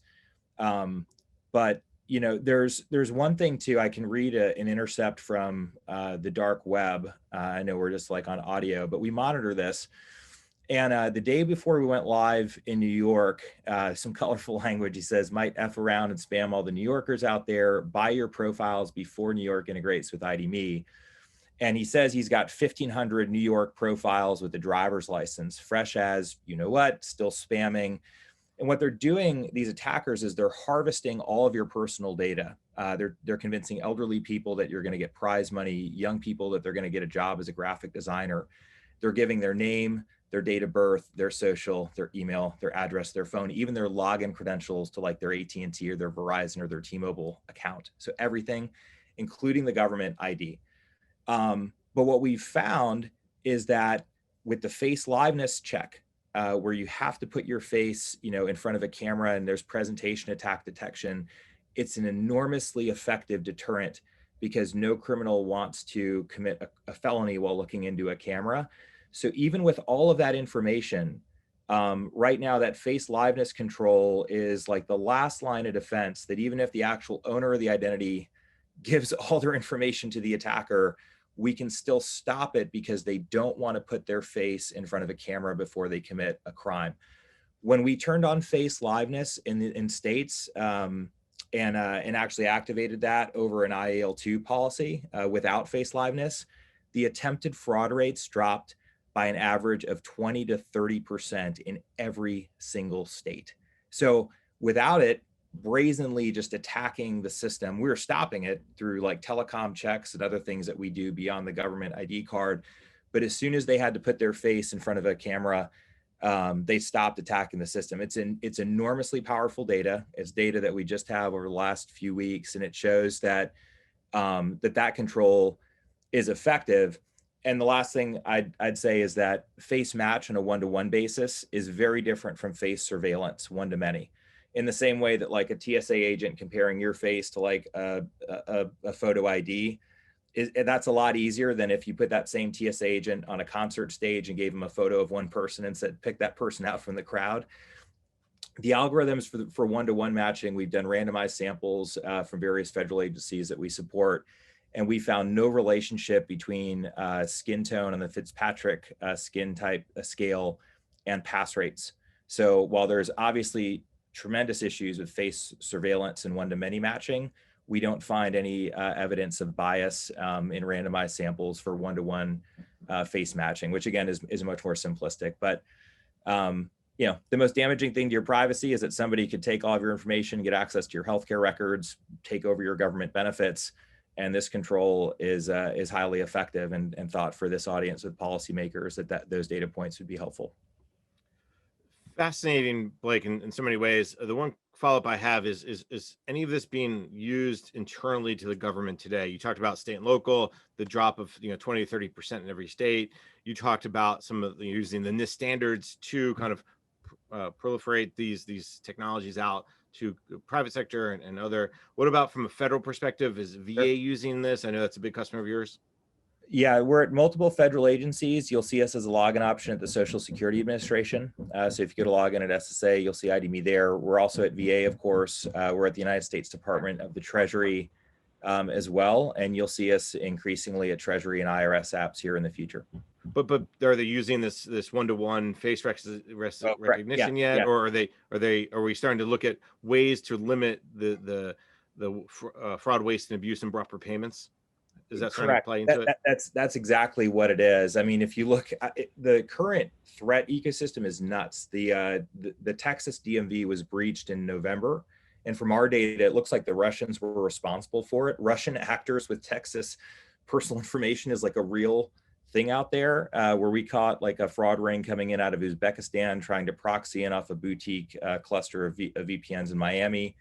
We rickrolled them. So we sent them, we could have hard blocked them, but we sent them to the Rick Astley music video for Never Gonna Give You Up. It was that or the Watch the Birdie scene from Top Gun. But yeah, once we saw that they were doing it, a lot of domestic street gangs have moved from narcotics trafficking into unemployment fraud. It's more profitable and it's less risky for them. And so that's really concerning too, because the financial loss is now compounded because those dollars are going to drug trafficking, to sex trafficking, to things like that. And so as soon as we saw that, the telecoms have all these latent vulnerabilities that have been lit up, Senator Wyden has been all over that with CTIA. You could pay $16 register as a business and say, I've got Jason Miller's consent to receive his text messages. And your phone would look fine. You'd have full service, wouldn't look like a SIM swap or phone port, but your texts are actually going to the attacker. And it's so, CTIA needs to do better. But in the context of that, if they've got all your information, they got your ID, the telecoms are wide open, face liveness is like literally the last line of defense against Russian hackers. And they've tried to replay the client side response of our, of what happens when face liveness goes through. And so, when we see things like that, we involve our friends from the FBI, because that's like next level nation state stuff that we're knocking down right now. But yeah, we lock the whole network down to make sure that that, you know, we're protecting federal funds and keeping the Russians out of our stuff. All right. Well, interesting technology, obviously. Phil and Reid, you guys are the last two here. So I'll go to Phil. Phil, tell us something we don't know about what's going on at GSA. Sure. So thanks for the opportunity to chat with you all. Blake, thank God you guys are out there fighting the fight. We're also seeing, you know, fraud spikes that are crazy from the federal government standpoint, as well as identity theft and fraud from our partners at FTC. So the more that we can encourage our partners, not only in the federal space, but also I think in banking and healthcare, to leverage strong identity verification, it's going to help us all. So one thing that we're all doing in GSA. I like to say Darlene handles all things federal and contractor identities, and all the other stuff I take a look at. So that other stuff is mainly around citizen-facing identities. And the one thing that we've been focusing in on is also in 1917, which is kind of like our new HSPD 12, is the concept of agencies that are authoritative on data. So, you know, I think going back to Matt's point earlier, you know, we got trust and have certain anchor points on trusted data sets. You know, the federal government is actually honestly authoritative on certain identity elements. And our challenge has always been, hey, we can't get access to the data. If we're an identity provider, you know, if we're out there in the space, it's really hard to actually get to Social Security Administration to check SSN historically. They've opened that up. But if you think about address and the Postal Service, or you think about the passport number with the State Department, or, you know, bank account routing information from IRS Treasury, like this is data that could be very helpful from an identity verification standpoint that's been proven challenging to get access to, because government agencies, honestly, they're not really in the business of identity verification. So 1917 said, okay, agencies, we understand, you know, you have critical mission sets, and maybe that mission is an identity, but you have to be part of the process now. You have to be part of the solution for identity verification. So what we're doing at GSA is we're trying to help the agencies get there. So we hope to launch in the fall of this year an ability for some of these agencies to expose data in a privacy preserving way, so that you could actually get to the authoritative source and say, hey, Phil Lamb at, you know, XYZ address in DC, you know, I can share that with the Postal Service, and the Postal Service can say, yep, I agree. That matches what we have, and send back that sort of like yes, no, or that score, so that, you know, I could feel pretty good that, you know, before I send a check or before I send medication or what have you, that, you know, Phil's really at that address. So that's sort of the new in terms of like a platform capability that we're thinking about here at GSA. I think also from a policy perspective too, you know, some of us have been in the identity space for a long time. And the challenge has always been each agency kind of tackles identity on their own. They're given their own budget. They've got their own mission critical needs, get their own timelines. And so they've had to address citizen-facing identity on their own. And so what we're trying to do here at GSA 2 is to convene the agencies. Let's bring us together in terms of citizen-facing identity challenges, so we can learn from each other. We can share best practices, and then perhaps we can all agree on sort of what's next. What should we invest in next as we move and secure this digital side of identity? What about going back to in-person capabilities or phone capabilities? You know, how can we, as you know, Blake knocks down fraud on the digital side, right? we're going to get back to the place where we're back in person again, right? We're going to go back to, people are going to pick up the phone and try to interact with the government as well. So how do we keep securing all those channels? So we're excited to help coordinate among the agencies so we can think about that and decide on where investments need to be made in the future. I feel a couple of things to follow up. I got to ask about the capability coming potentially in the fall. Is there a little bit more you can offer about that? Is it going to be a service? Is it going to be a platform? Is it going to be, because we've seen over the years the computer matching requests in the laws and the silliness that the IRS can't share with the master death file. So therefore, when someone passes away, they're still getting their Social Security checks. I mean, there's some craziness that happened over the years. Is that what this is basically trying to solve? In a way, Jason. So, I think I think you're highlighting is obviously it's not a technology problem. APIs have been around for a long time. It's just bringing that to government. The challenge really is from a policy and privacy perspective, where a lot of agencies have strict permissible use clauses on the data that they have for very good reason. So it's navigating those permissible use clauses, thinking about, hey, we're not trying to, kind of like share all information out from respective agencies. What we're trying to think about is very specific. If a customer or a citizen is at the keyboard and they're saying, hey, Postal Service, I want you to tell this service, this is my address, or that I want you to tell this service that I want to verify my address. And the fact of having the customer in the flow, that there's active consent, thinking through that and talking that through our privacy experts and our policy experts at each agency, that has been sort of the work that we've been doing to move this forward. But yes, I think ultimately the goal here is that we can actually get to authoritative sources of information. You can verify yourself and have agencies sort of vouch for this information on your behalf so you can go about and do more trusted transactions online.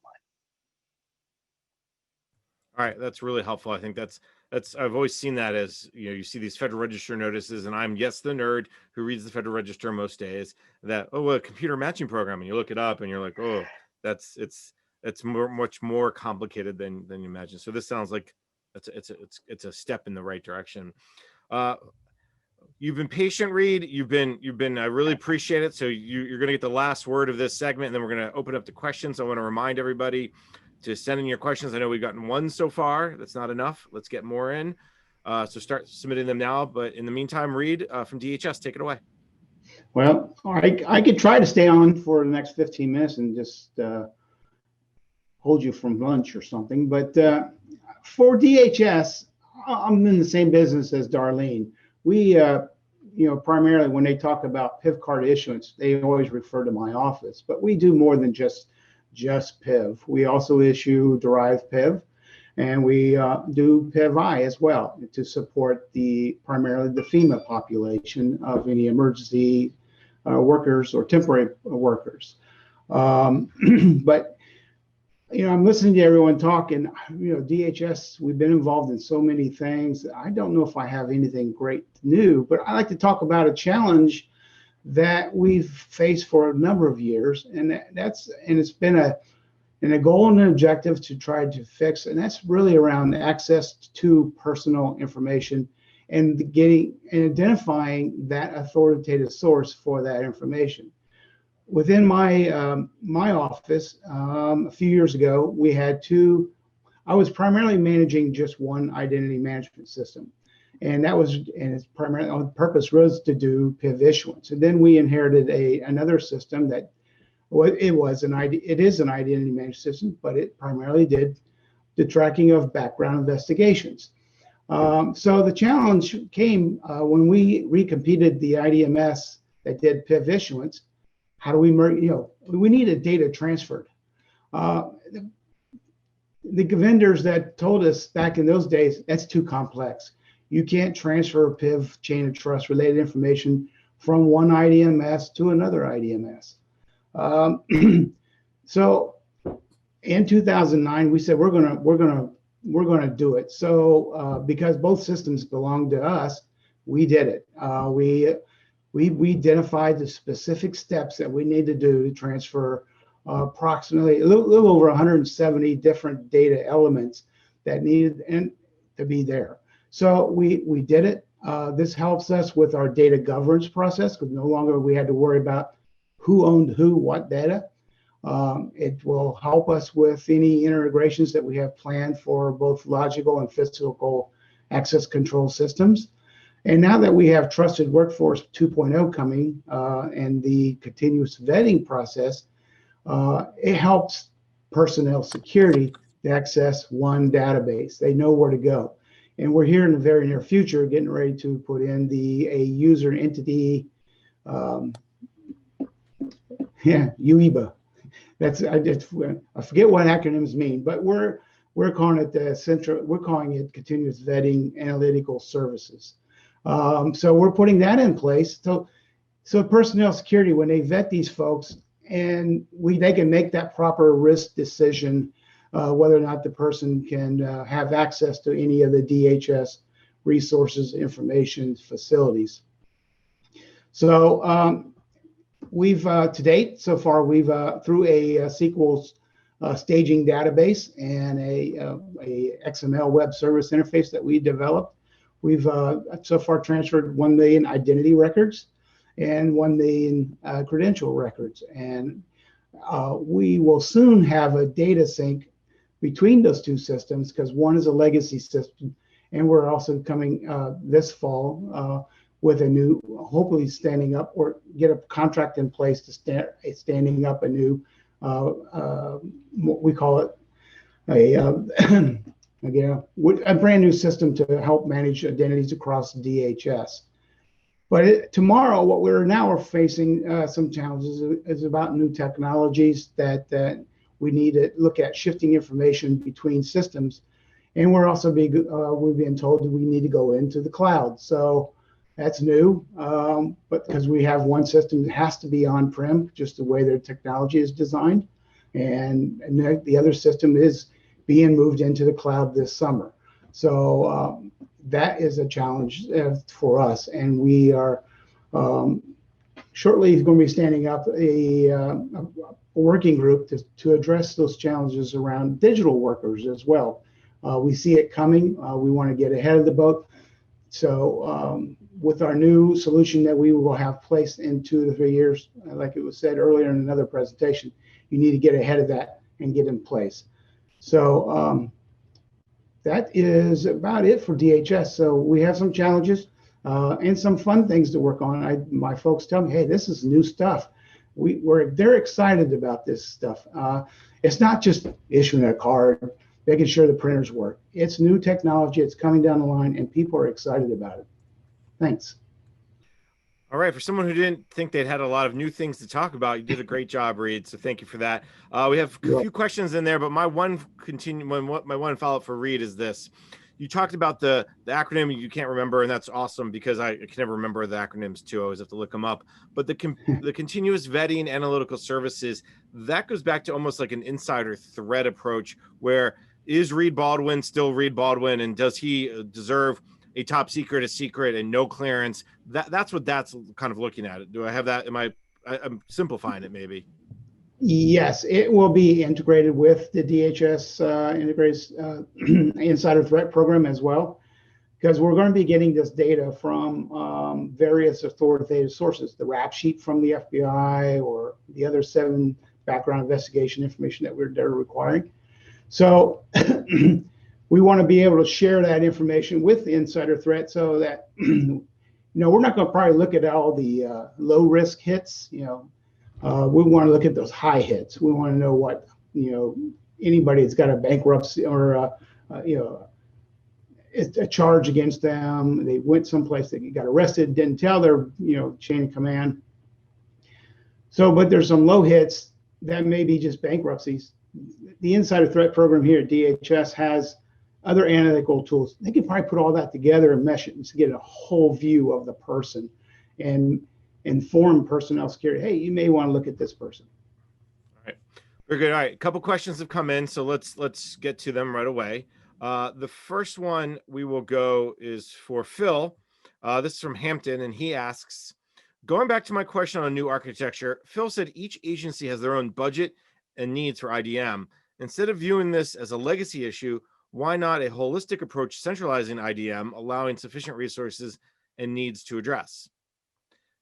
I'm not sure why this is going to you, Phil, but this is what Hampton asked for. So you want to take a Sure. shot at it? Sure. So I obviously cannot speak on behalf of all the federal agencies out there, but what in Hampton, I completely agree with you. We all have a same problem as agencies. We should probably solve it in a shared and similar way. And this goes back to just budget and the government, where each agency is provided their own budget. And each agency has to tackle those challenges individually right now. And I think, I think following some of the other questions down the line, I don't think any agency wants to keep doing that. I think they've had to because IDME hasn't existed for 20 years. They've grown into the space, and now they're a capable entity that can do identity on behalf of Social Security Administration, VA, and states. And as that capability is demonstrated, I think a lot of agencies will be like, yeah, I want to try that, right? So now we have a private sector entity that can do it. There's a thing called login.gov as well from the public side as well, so that there's options for agencies, so they don't have to roll their own credential and identity anymore. But these are new in the last couple years. I think Blake, we funded you guys maybe 5-6 years ago. So in government timeline, that's like fast. So the capabilities are there now. And I think agencies, no one wants to keep doing it on their own. They know the value of it. And I think they're naturally moving towards that.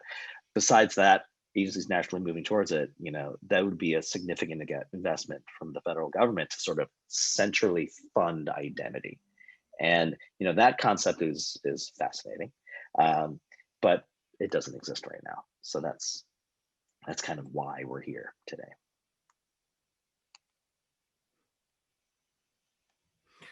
I think, Darlene, just weighing on this, because in some ways your program is a central service provider. Now, it's not funded, people pay you, but the whole idea of US Access initially was, hey, make it easy for people to get PIV cards.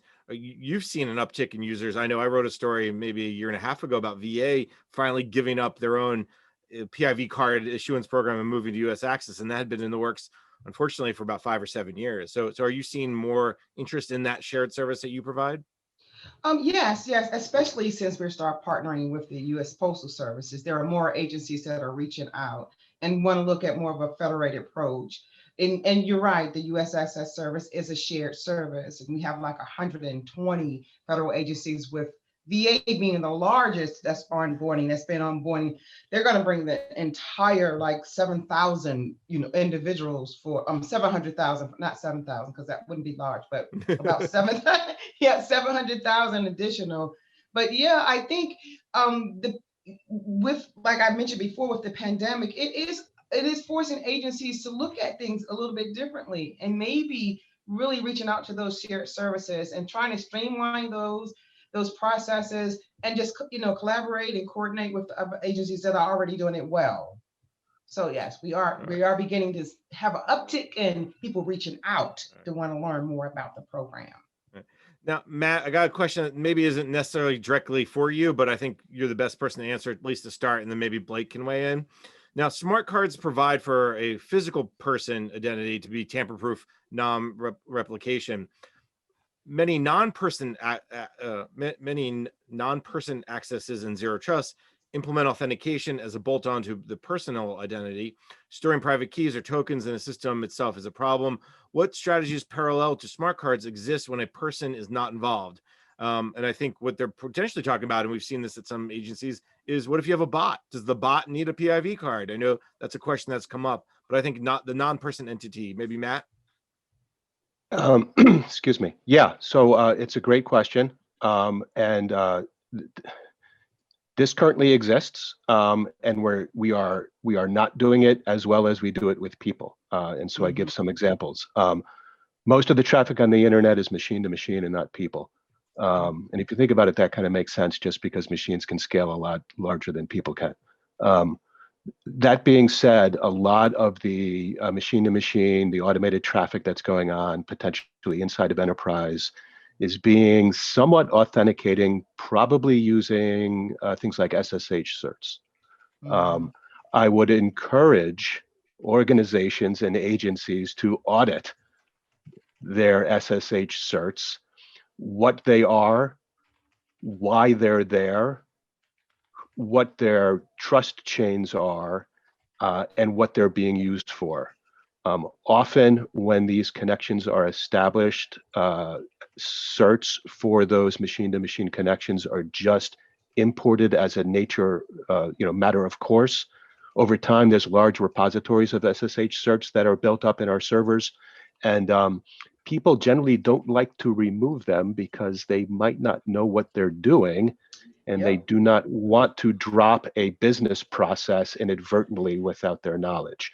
So I think the first step is to understand what certificates you're using in those machine connections. They're probably SSH certs.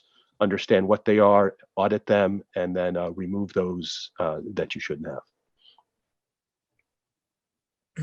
Yeah, just to piggyback on, I think there's a lot of room for innovation in the PKI space in general. I was in one agency a couple of years ago talking about derived PIV, and I was like, all right, if we pull this off with PKI, how many of your apps or web apps are set up for PKI authentication? And they were like, well, hardly any of them. And I was like, well, what are we doing here? Like, if we do all these derived credentials, but they're not useful, then what problem have we solved? And so it turns out that when you do a derived credential, you lose a level of assurance. You go from IAL3 to IAL2. Well, guess who's a non-PKI IAL2 identity provider that can authenticate through SAML and OpenID Connect?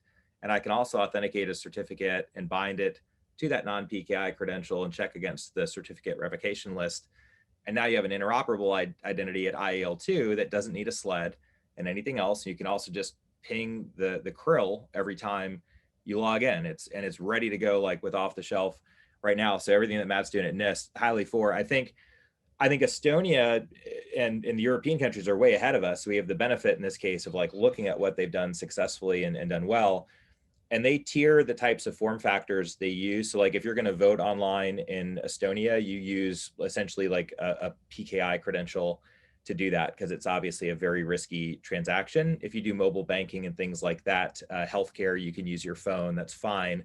So they've tiered acceptable authenticators by transaction type.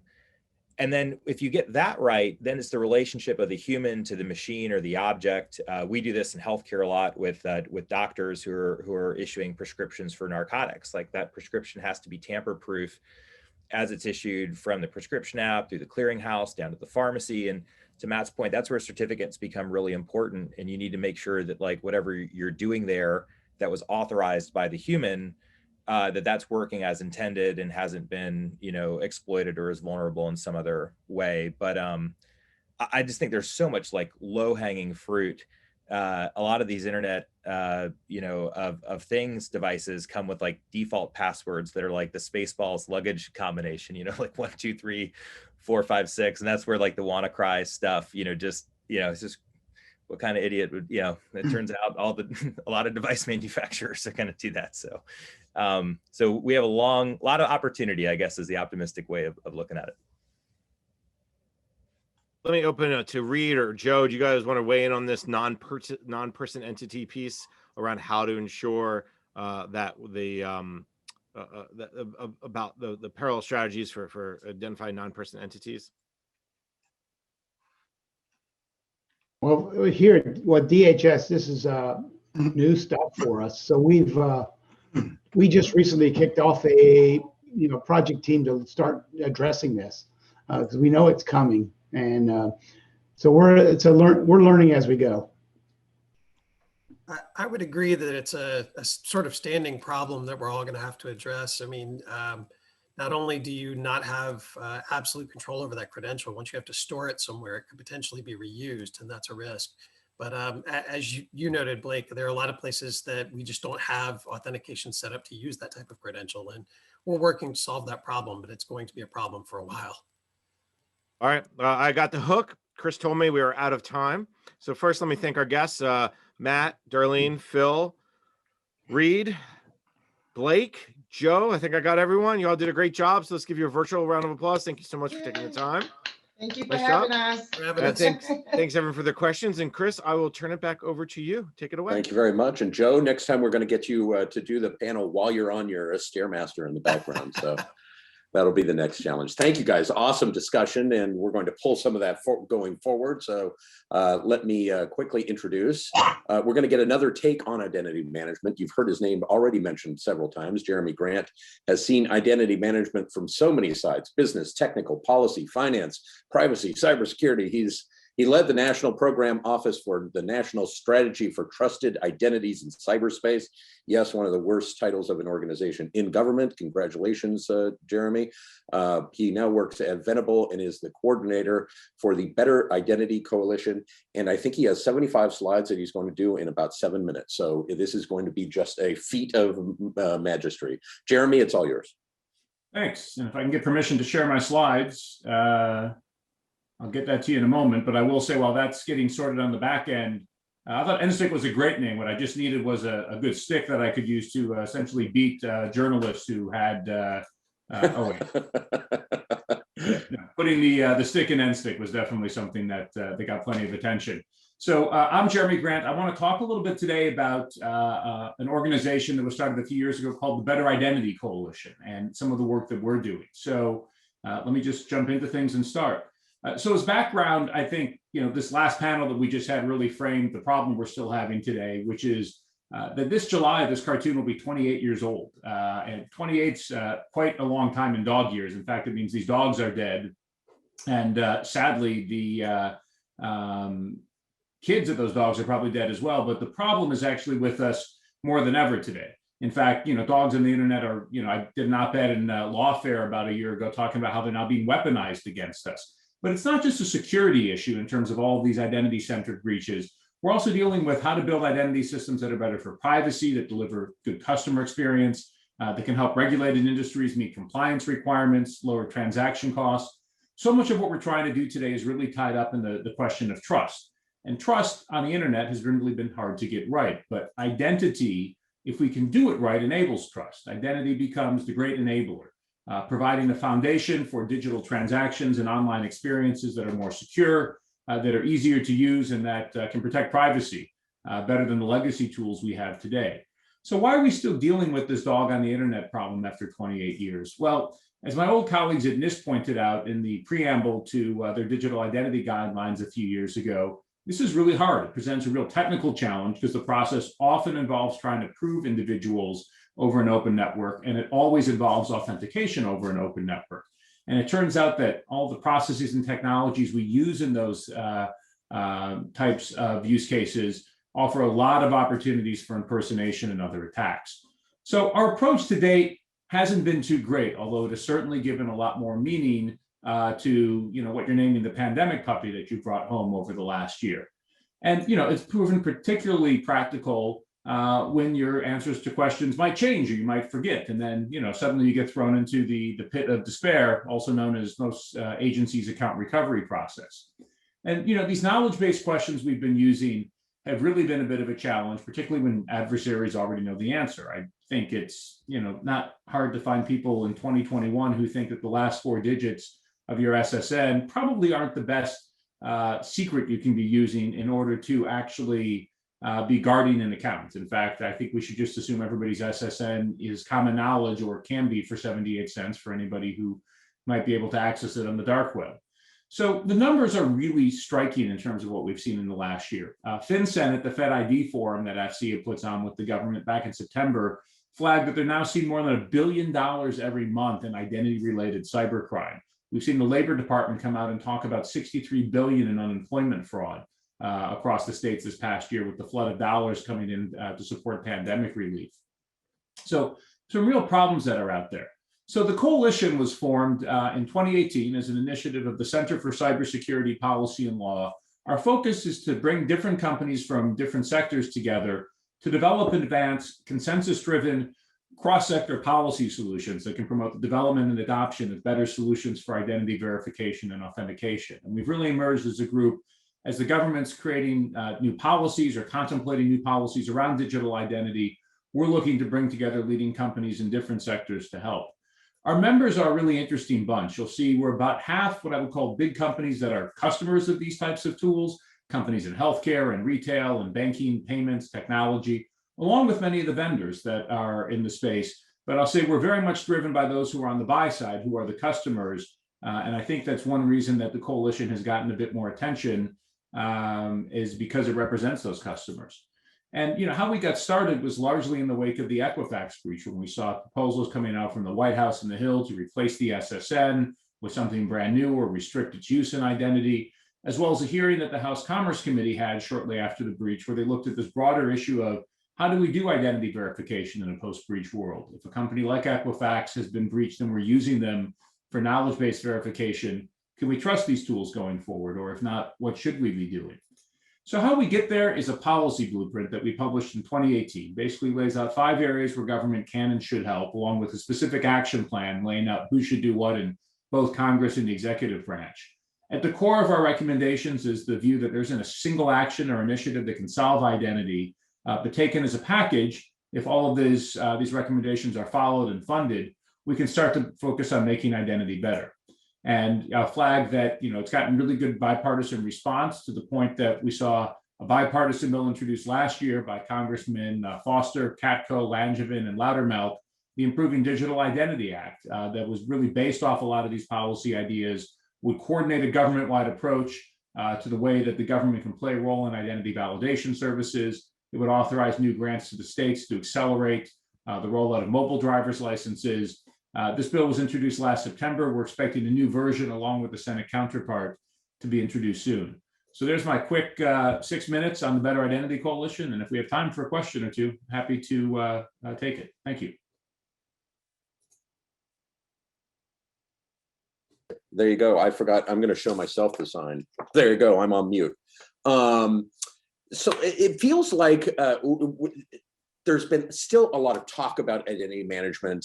And I think sometimes people kind of, we've been talking, I always joke, I've been covering this stuff since the Lincoln administration, and it feels like we're talking about sometimes the same things. Have we made progress? Are we closer today to a better identity process than we were back when the dog cartoon was around? Well, I think we're getting there, and take a little credit for the worst named program in government history. There's a lot of seeds that we planted back then that are now starting to bear fruit. I mean, certainly you heard from Blake Hall and ID.me in the last panel. That was one of the original NSTIC pilots, and the work that they're doing now for the federal agencies and state agencies and the private sector is notable.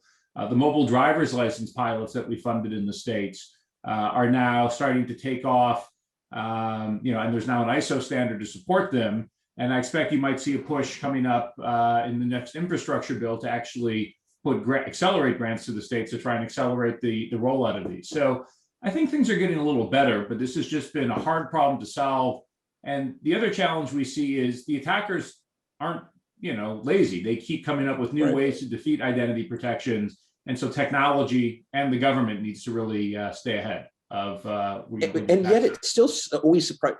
I think people don't fully take identity management seriously, even us Joe users, when it feels like it's kind of like the basic of, without that, all the other security becomes much harder if you don't have the identity part in place. And it just feels like it doesn't get the kind of attention and just broad level focus that it often deserves.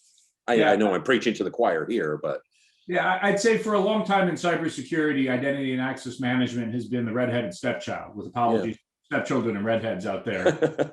I think the last few years, as more and more breaches are targeting identity, it's now starting to get attention, but there's still a long curve in terms of, getting CISOs and others to catch up and pay attention to this. So is it a messaging problem? Do we not have, reaching the Joe Blow, my mother, for example, we don't explain it well enough, why it matters, why it's so important? Is that the problem here? I think part of it's been messaging, and part of it's just been really hard. Certainly looking in the CISO community, if you go to the RSA conference, at least, the before times when you could walk the floor, there's a lot of companies. We remember those conferences, yeah. That box that it's like the box in the Monty Python skit. This goes ding, and it's the most expensive box in all of the place. And there's a temptation sometimes to buy one of those and plug it in and hope that solves your problems. Identity's harder. And so I think you've seen some people avoid it for that reason. Jeremy Grant, thanks so much for doing this, Jeremy. Really appreciate it. Very impressed with getting through that number of slides that quickly. So thank you very much for your time. We're going to quickly transition, and we're going to talk about Zero Trust. And let me, are all my panelists, are they coming up? I see them popping up piece by piece. All you guys turn on your cameras, turn on your mics, and we'll bring you all in. As you've heard in our discussions earlier, we've already had a lot of discussion around Zero Trust and what it means and where it and why it matters. So let me introduce each of these folks. Well, you can see all their names right there. I'm going to start with Jim Russo. He is Technical Director of Enterprise Infrastructure Solutions at GSA's Federal Acquisition Service. Are you there? I don't see you yet. Try talking. Oh, there you are. Hi, Jim. So talk a little bit, just broadly. Zero Trust, it feels a little bit like one of those things that everyone defines it a little bit differently. So what is it and why does it matter? Okay, well, it really at its simplest means that you're limiting, you're going from a paradigm where you implicitly gave trust to users based on who they were or who they worked for. And you're moving towards a model where trust is really sort of doled out in eyedropper fashion based on who you are, where you are, what you're trying to access, and other things. So it's sort of like, before, if you went to, let's put it this way, if you go to Nationals Park, you buy a general admission ticket, you can get in the building. It doesn't entitle you to sit in the Diamond Club behind home plate and watch the game. If you try to do that, they'll say, hey, buddy, back up to section 402. So it really is rethinking of definition of trust, but trust in a lot of ways means access. So, how do you create that environment where you create a continuous access and authentication framework and process, so that you've limited access to either applications or data that, at a particular point in time for a particular person, that has a need to know or a need to actually use that resource. So somebody's longing to be at a baseball stadium. I can tell that. So back to you. Somebody's ready to go back and be in a baseball stadium. So aren't we all getting our lives back? Let me bring in Sean Connolly. He is the TIC Program Manager for the Office of the Chief Technology Officer at the Department of Homeland Security's Cybersecurity and Infrastructure Security Agency. He fits all of that on a business card. However, it is 8.5 by 11. So Sean, tell us what, from your viewpoint, why does Zero Trust matter? Yeah, hi, Chris. Thank you. I think, first, listening to Jim there, section 402, I think someone's got the Bob Uecker seat still at the baseball stadium there. I know we're all going to contribute and get him up into the diamond level, aren't we? I think, one thing that's encouraging, we're finally getting past Zero Trust being a product, right? Or Zero Trust being just a system itself. Like Jim was saying, it's a philosophy, it's a mindset. It has to be throughout the entire organization. And I think it's encouraging that we're getting past those first stumbling blocks towards Zero Trust. I think one thing that's important to recognize is also that Zero Trust is starting to be recognized across the organization itself.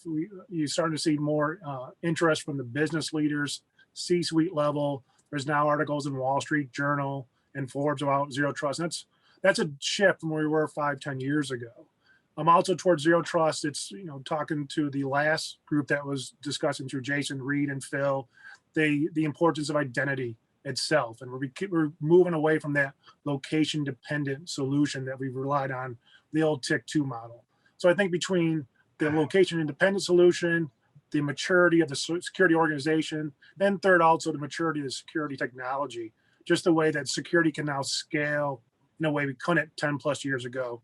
Chris, I remember there was probably about 12 years ago, you were hosting an event and Karen Evans was there and she was talking about TIC1 at the time. It's more how security, the reason we had to channel all this traffic to these TIC access points was back then because security couldn't scale. We had to move the traffic to where the security was.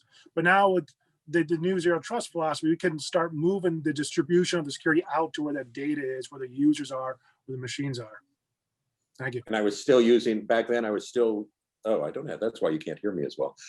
Back then I was still using that old photo that they were showing before. My 12 years doesn't make much of a difference. Wade Ellery, you're with Radiant Logic. He's Director of Solution Architects for Radiant Logic.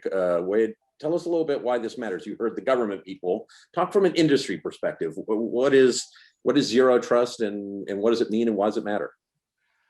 Well, I think it's been pretty well outlined in terms of what zero trust is trying to cover. The challenge, and this is sort of what we all hear now repeatedly, is that identity is the new perimeter because we've lost that castle moat model that we used to have. Yeah. And everyone is now scattered. And I think that's been accelerated by digital transformation on the customer side, but also the COVID outbreak of the last year and quarantining and people having to work from home really shifted the physical dynamics of where people are and what they're doing. But you still need to secure everyone. You still need to make sure that you have the right person getting access to the right resources. And to do that, you're now pulling and relying on information that you have about that user, information you have about their transaction, their context, and leveraging that now as the perimeter for securing that particular person. So it's critical because there's so much a larger number of bad actors now operating in the world that we need to be able to make sure that we have the right people doing access to the right resources. But that's dependent on a lot of granular information to make very in the moment decisions about who someone is and if what they're doing is appropriate. So the zero trust model gives you a framework to start plugging in that kind of information into policy engines and into decision trees that can actually dynamically evaluate a user in real time and make sure that they're doing the right things. They've got least privileges, but most access. And then we can also audit that and know what's happening in our environment down to the user, down to the packet. Ron Ross, back at the beginning when we started this morning, was talking about a zero trust journey. And what is a zero trust journey? What does that mean? Why does that matter? Why is that important? Well, the journey is, and this is something that has sort of been a hallmark of identity management. We're now getting around to telling our customers that this isn't a product that you're going to get done in 6 months and never touch again. This is an evolution. And it's reassuring to some point because you now can come in and say, you've made an investment in all these resources. Let's leverage what you have right now. Let's look at what you've already deployed and see how we can tune those and make those work together. Because zero trust is really a process of bringing multiple components into a common infrastructure, a common framework, and leveraging those to all work together and doing that over the course of time. So you're not going to boil the ocean in this scenario. You're going to basically start in one area and increase your level of security, increase your granularity, and then incrementally add on additional resources, additional applications, additional sources of identity, and additional models of policy to control that and move down that road as the industry evolves. Because we're now getting, the move to the cloud in the last 5 years completely shuffled the whole deck of cards. Right. So we've had to adapt with new technologies and CASB and other things that now get plugged into this zero trust architecture. You started to get good at this. Well, let's do this. Add this on, right? That's a little bit. Yeah, look over here. I just moved I moved a little bit of the complexity that we were talking about with Ron earlier. Let me bring in. Now I have the challenging names. Frank Briglio. Did I do it right, Frank? Yes, you did, sir. There you go. Oh, Score, global public sector strategist for SailPoint. So we got a good question from Adam earlier on when we were talking to Dr. Ross, and he was asking about the biggest challenges in transitioning from the legacy perimeter-based approach to this zero trust approach. What are some of the challenges when people, I mean, everyone hears about this, they say, great, yes, I understand that this is a complex world, that I can't just like, oh, this is ours, that's the bad guys, I can't do that anymore. But they're going, okay, this is really hard, how do I start? That journey kind of a thing. Talk to a little bit about that.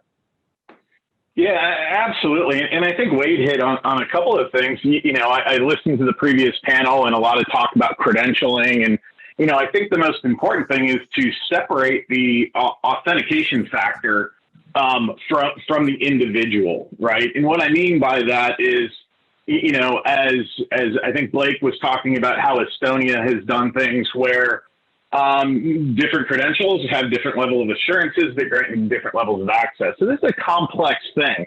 As we tear down that moat that's been around us, you know, how do we have to go from building the perimeter from the outside in to wrapping the controls from the inside out around the data, around the identity.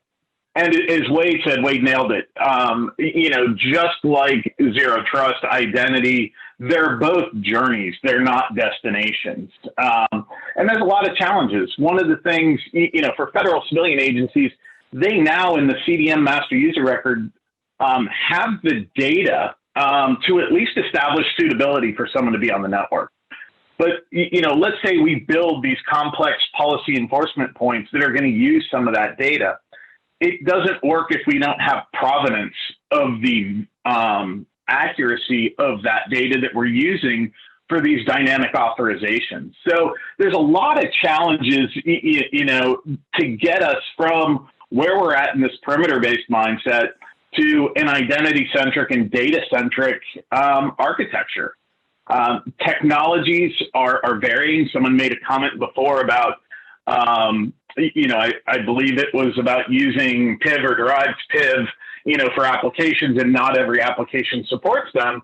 We're seeing that in the access management space as well. This dynamic authorization process, or ABAC, is not always accepted by a device or an application. So we have to, you know, transition smoothly through maybe dynamic role assignment. You know, roles will be dead at some point in time, but for now, they're going to still be around. We just need to have the completeness of our security ecosystem to remove access when it's either no longer needed or something is detected. So connecting the security ecosystem, the SIM ecosystem, to access management and to identity to ease the burden on the SOC analysts to remove this access, but also have data in front of them to make informed decisions. So I think a lot of it really boils down to the biggest challenge the agencies are gonna have really is this sharing of information. I believe that was touched on earlier as well.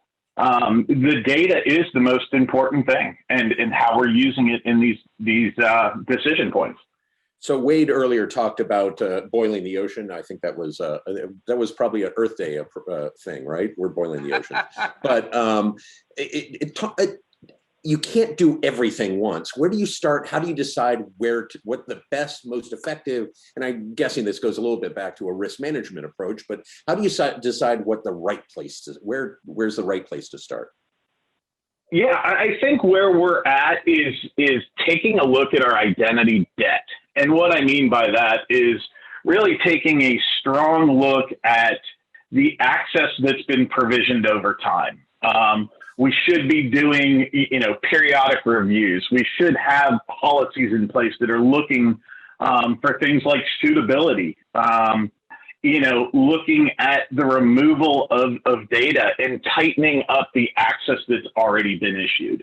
I would make that recommendation to any agency that's starting off on this journey is, you know, not only the provenance of the attribute data, but what's there today and should it still be there? I know for a fact I have access in some DoD systems where I've not been a badged contractor for quite some time, but I had someone peek and I still have that access. My account should not be sitting around with loaded access if I'm no longer even connected to the department. So these kinds of things need to be addressed. And it's a continuous, just like we talk in Zero Trust about continuous evaluation of the device and continuous authorization authentication, but what about continuous suitability, right? What about that continuous look at who has access, how they got it, are they still suitable, should they still have it? I think that's where we start. Let me bring in, last but not least, Bill Caligaros. He is, did I do it right, Bill? You got it. Oh, score. There you go. Yeah. Director of Federal and Defense at Nucleus Cyber. Bill, you're the last one that I bring in, and then everyone can talk. But so I'm going to give you the easiest question. A whole bunch of people have said a whole bunch of things. Go. Thank you so much. Well, actually, everybody's obviously on the right track here. I kind of look at it, I've spent some time working with Zero Trust in a couple of different environments. But I think that credentialing and identity is very important. Obviously, I can look at that as one layer. Then we have to look at it from, the Zero Trust infrastructure, right? So the question is, how do you start? So we have a lot of legacy systems out there that also need to be addressed. So how do we do that, right? There are technologies out there, there are guys out there. This one company is doing this thing called cyberspace ops infrastructure. So again, they're laying down a HIP protocol layer over your infrastructure to provide that Zero Trust capability. Then we need to take it a step further, right? We need to look at the data itself, right? So how are we securing that whole Microsoft stack, right? There's stuff out there everywhere. You have the big DIB guys that are out there playing. How do we keep everything isolated, but at the same time accessible by the right players?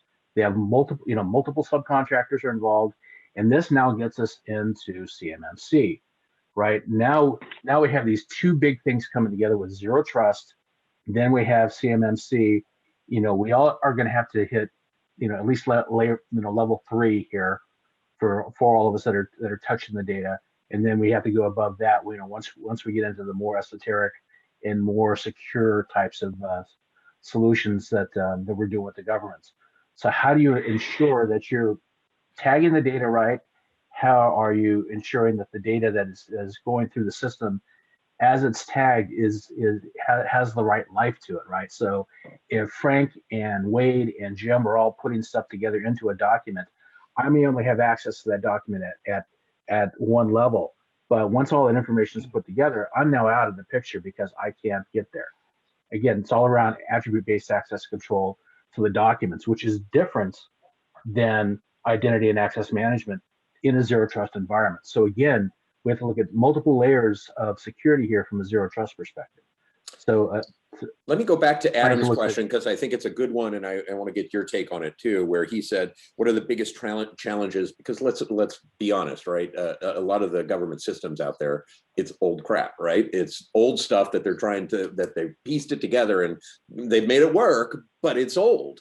How do they go from that to with the legacy perimeter-based kind of approach to a more Zero Trust? Where should they start?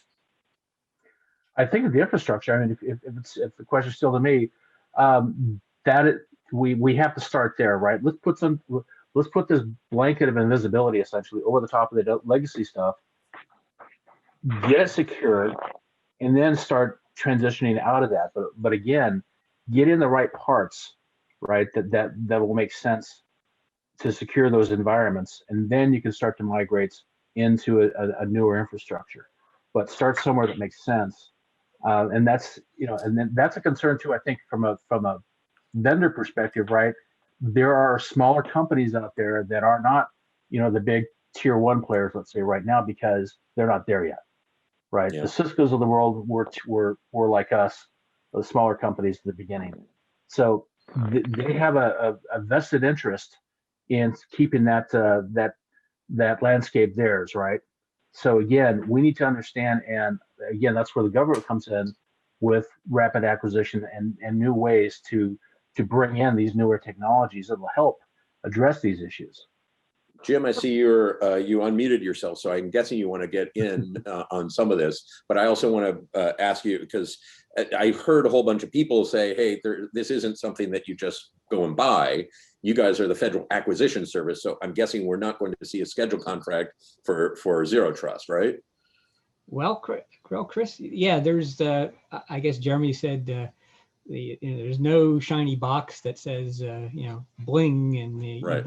and you're good, and you check the box, you are compliant with Zero Trust, and you can live happily ever after. No, that's not going to exist. But I just want to pick up on what Bill was saying there, that we've stressed to our agencies that you're not going to be able to deploy any of these capabilities on an antiquated network. So we're really pushing hard for agencies to look at moving to software-defined wide area networking, or SD-WAN. As you know, we've added that to the Enterprise Infrastructure Solutions contract last year, and it's kind of stealthy, but it's actually mentioned, if you read through the contract, which I happened to do yesterday, that we do have a feature under SD-WAN for Zero Trust network architecture. So we were thinking ahead a little bit, but that in itself, you can't just buy that and say, "Oh, I'm fixed." So it really is looking at everything from what's most important in terms of what needs securing, what are the high value assets, and how do you want to make those areas Zero Trust. So you're looking at the user context, the continuous validation of users' identities and devices across the network. In a way that we've added SD-WAN, we've also added the new Trusted Internet Connection service to map to the guidance that Sean and CISA have been putting out over the past year for moving to TIC 3.0, and all that plays together. So there is sort of not a cookbook, but all the ingredients are there for the agencies to determine what they need based on their self-inspection. Who are my users? What do they need access to? When do they need the access? Build the requirements, and then have our providers map solutions to those requirements. So it really is a twist on the former sense of, oh, I want to buy something that complies with a recipe or a requirement that's been handed down, one size fits all. That's never going to happen. But the sense of compliance now is a little different. It's, can the solution that I'm getting from industry do all the things I need to map to my requirements? So it's really trying to emphasize to the agencies they need to modernize their infrastructure. We've given them the tools to do so through the changes we've made to EIS, in particular, and then sort of work through that process. Where are we today? Where do we want to go? And map out a journey to get there. Sean, did I see you waving your hand? Did you want to add something? No, real quick. One thing I encourage everyone to look at is the NIST Special Pub 800-207 on Zero Trust. There's a 7-step migration path in there. The first 3 steps are identify the roles, identify the assets, identify the processes, and then form your policies and how you want to build that out. But I think one of the most important parts of that, I think, is step 6. It's not the last step, but start small. Start with pilots first. Listening to different, just across industry and on the enterprise side, there's usually more success with Zero Trust if you start with pilots first versus if you try to have a complete Zero Trust solution across the entire organization. If you look at an enterprise like Google, their Beyond Core is a Zero Trust solution. Google took 7 or 8 years to move to that mindset and that architecture. And Google's one of the preeminent technology companies in the world. And so, when we talk about government side, and some of the systems we're trying to protect are literally older than Google is as a company. And we need to recognize it's going to take a while. It's going to take years of dedicated effort across the entire organization to be able to move the systems to support that zero trust architecture. I put 800-207 in the chat functionality so people can nab it nice and easily. I got to say that the timer is, I always have like a Wizard of Oz flashback with the witch, with the big timer every time I see one of those things. It scares the daylights out of me. Oh, no, let me stay with you, Sean, because connect, because you're working on the trusted internet connection, the 3.0 strategies, connect that with zero trust. Sure. Yeah. So to your point, Chris, in the OMB memo, the reset with TIC 3, the memo came out. There's a number of use cases, and we've been working with Jim and OMB in the background. Like Jim mentioned, we released the traditional TIC and the branch office use case earlier this month. There's a number of other use cases that are in that memo, use cases toward IaaS, SaaS, PaaS, and email. But on top of that, everyone's asking about a zero trust type of TIC use case. There's immense interest in that. So we are working with our colleagues across the industry and through our stakeholders, the OMB and GSA, and what a zero trust use case may look like. There's obviously other areas to consider, but to answer your point, Chris, so the difference between the use cases I just mentioned, the zero trust is that holistic architecture for the agency. And so it's a much broader than just focusing on IaaS or SaaS or PaaS or the remote user, the remote office or the branch office itself. So that zero trust architecture has to make sure it has the complete architecture, including the infrastructure, but also, just as importantly, the identity side, the data side, the application side. So it's something that we've looked at internally assess in many ways. We've heard our leadership from Eric Goldstein on down talk about zero trust and instilling a zero trust mindset across CISA.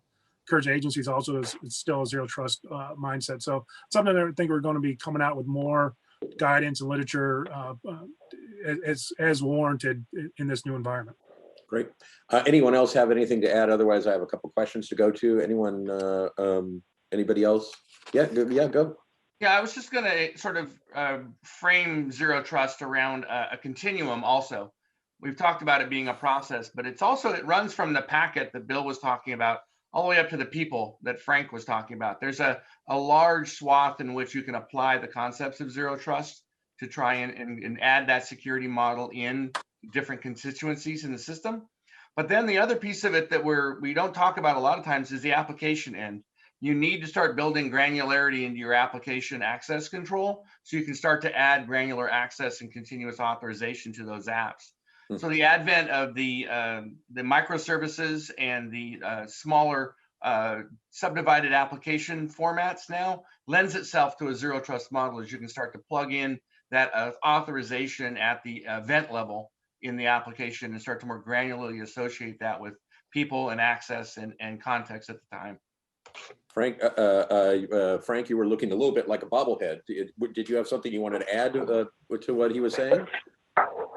No, just agreeing with Wade. Excuse me. Yeah. No, it's fine. Yeah, go.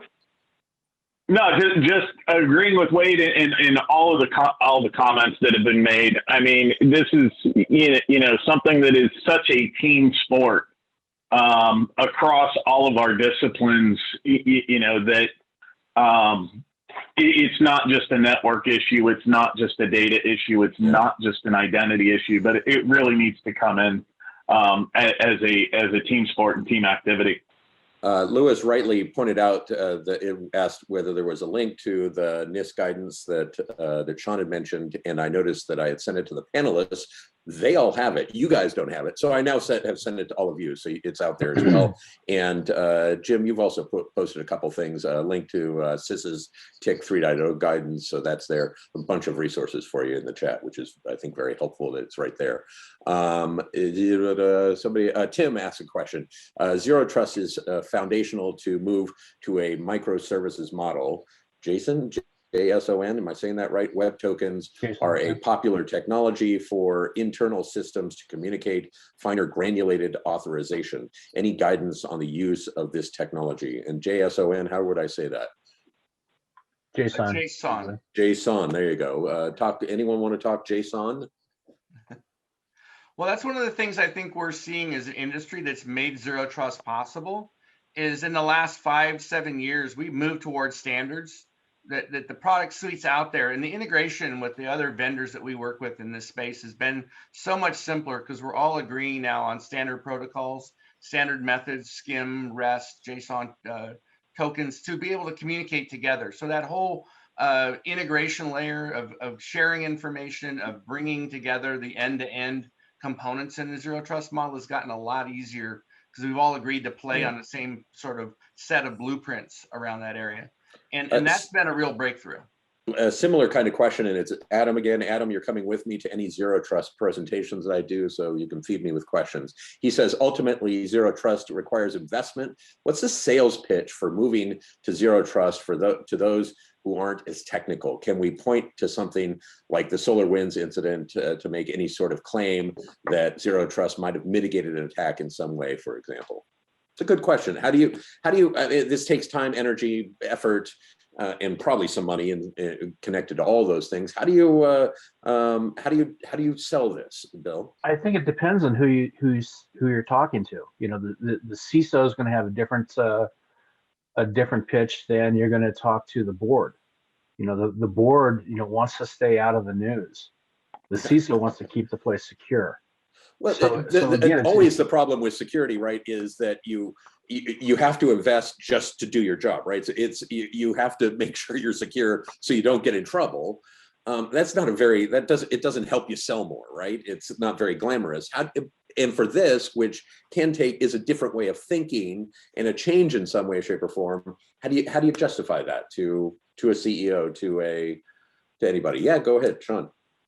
No, I think, John Kindervag, who was the one that came up with zero trust back in 2010 with Forrester, the first thing he says is zero trust can be a business enabler. It can enable the business in new ways by allowing flexibility, just like we just saw in the last year with the shift to remote work and telework. It was a business enabler having those technologies in place. Same thing with zero trust. It's part of the same mindset there about being able to allow the ability of the agents, in our case, agencies, be more flexible. It's something that I don't think is understood, or something that's leveraged the way it is on the industry side. Anybody? Yeah, go. I think it's kind of that we got the cart in front of the horse here in some scenarios. Zero trust became a buzzword that the C-suite started saying, well, we need to have zero trust because everybody else says they have zero trust, or I'm hearing that it's important, so get me some. And we had to kind of educate people on what zero trust was and how to get there. It wasn't convincing them as much that they needed it. It was trying to get them to understand it wasn't one red button they could push that would give them zero trust, but it was going to be this journey. And then how do you convince someone to slow down and realize that your immediate gratification is not here, but it is still worth the investment because you're going to be able to secure your environment in a world where your old models just don't work. Your bow and arrow doesn't get you the animal anymore. You have to have a rifle. You've got to be able to modernize your system in today's world. Because the bad guys have rifles, right? You got to at least be on plane with them. There's been a lot of, somebody wanted to go? Yeah, this is Jim. Go, Jim. So Chris, I think there's also, potentially, monetary benefit there, or an efficiency benefit, because, some of the old models were, funneling everything through a single checkpoint, or as it turned out, choke point for access to resources.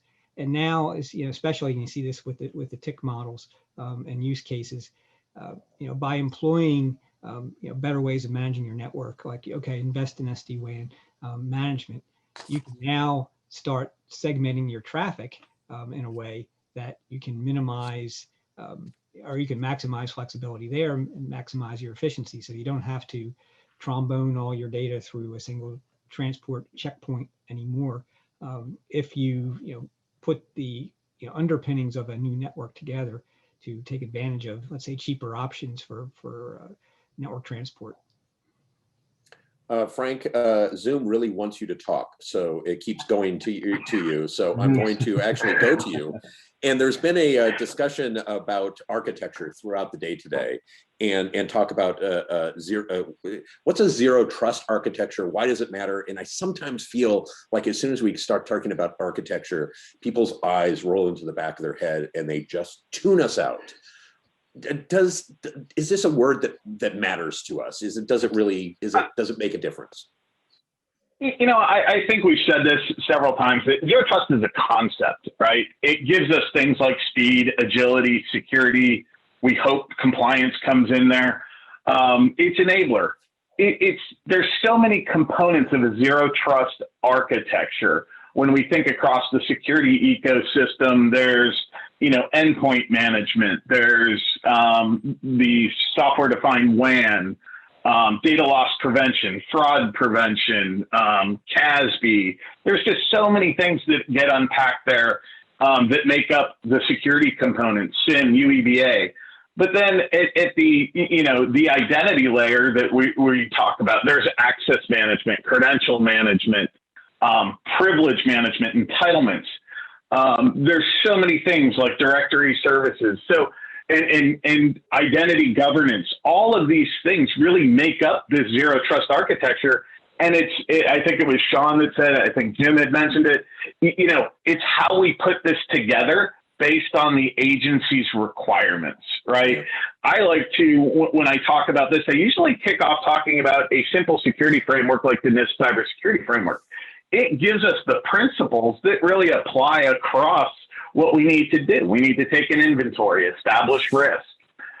We need to then establish our protection profiles based on privacy, compliance, and security. Then we need to build that access model. And as Wade pointed out, not every application is created equally. So some applications will support that dynamic authorization. Some will not.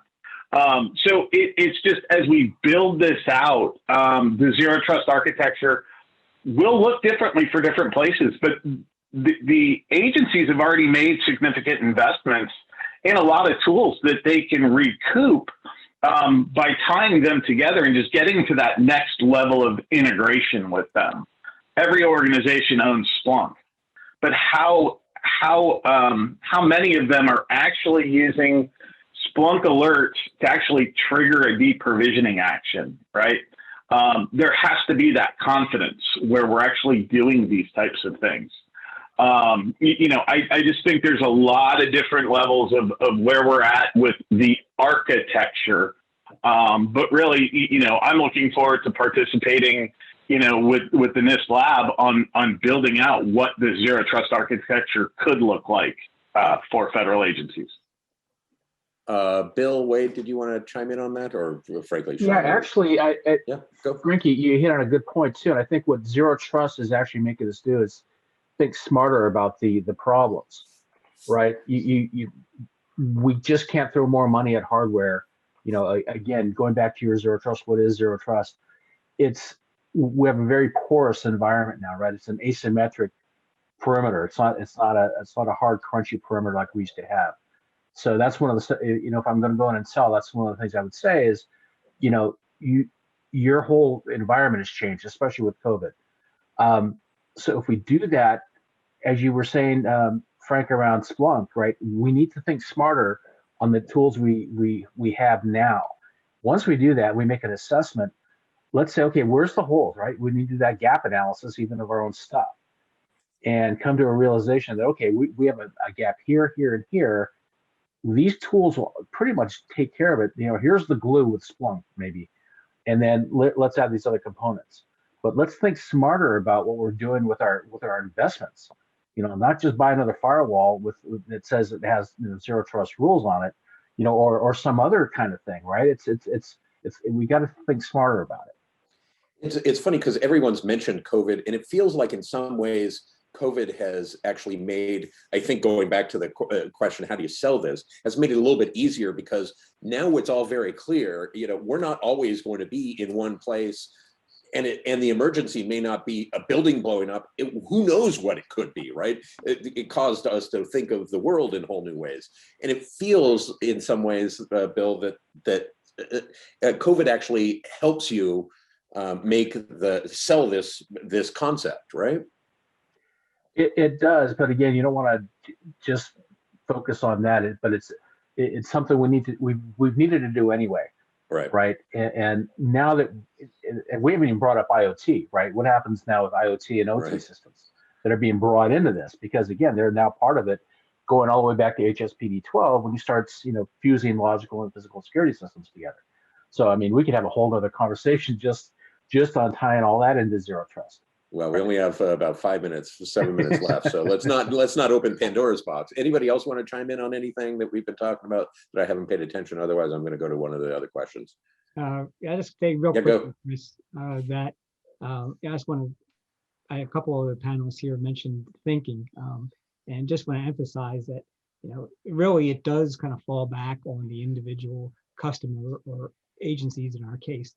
They really do have to do that initial thought process, ask themselves questions, what's most important to them, what needs securing, what's prioritized, and they can't just hand that over to a third party and say, hey, fix this for me and give me car back when it's running, and then I'll operate it from there. They really have to call it. That's inherently governmental, right? That's correct. Yeah, and you have to decide what matters. Let me bring in Lewis' question. From a data-centric protection point of view, there are certainly quite a few options out there for both a technology, e.g. IRM, DLP, and product perspective when it comes to addressing unstructured data. However, what options are there to address the similar challenge when it comes to structured data? There you go. Structured data, who wants to take it? Look, you stumped Lewis. You're asking a bunch of networking guys about data, right? I'll take a swing at it. Actually, it starts with data classification and understanding the data you have, and then building your policies around that.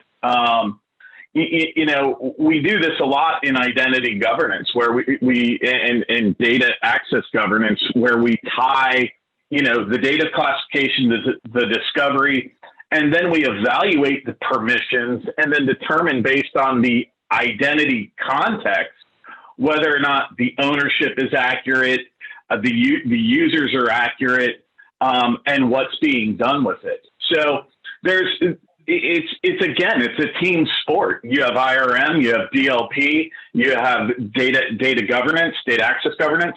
And all those things really, need to work together. It's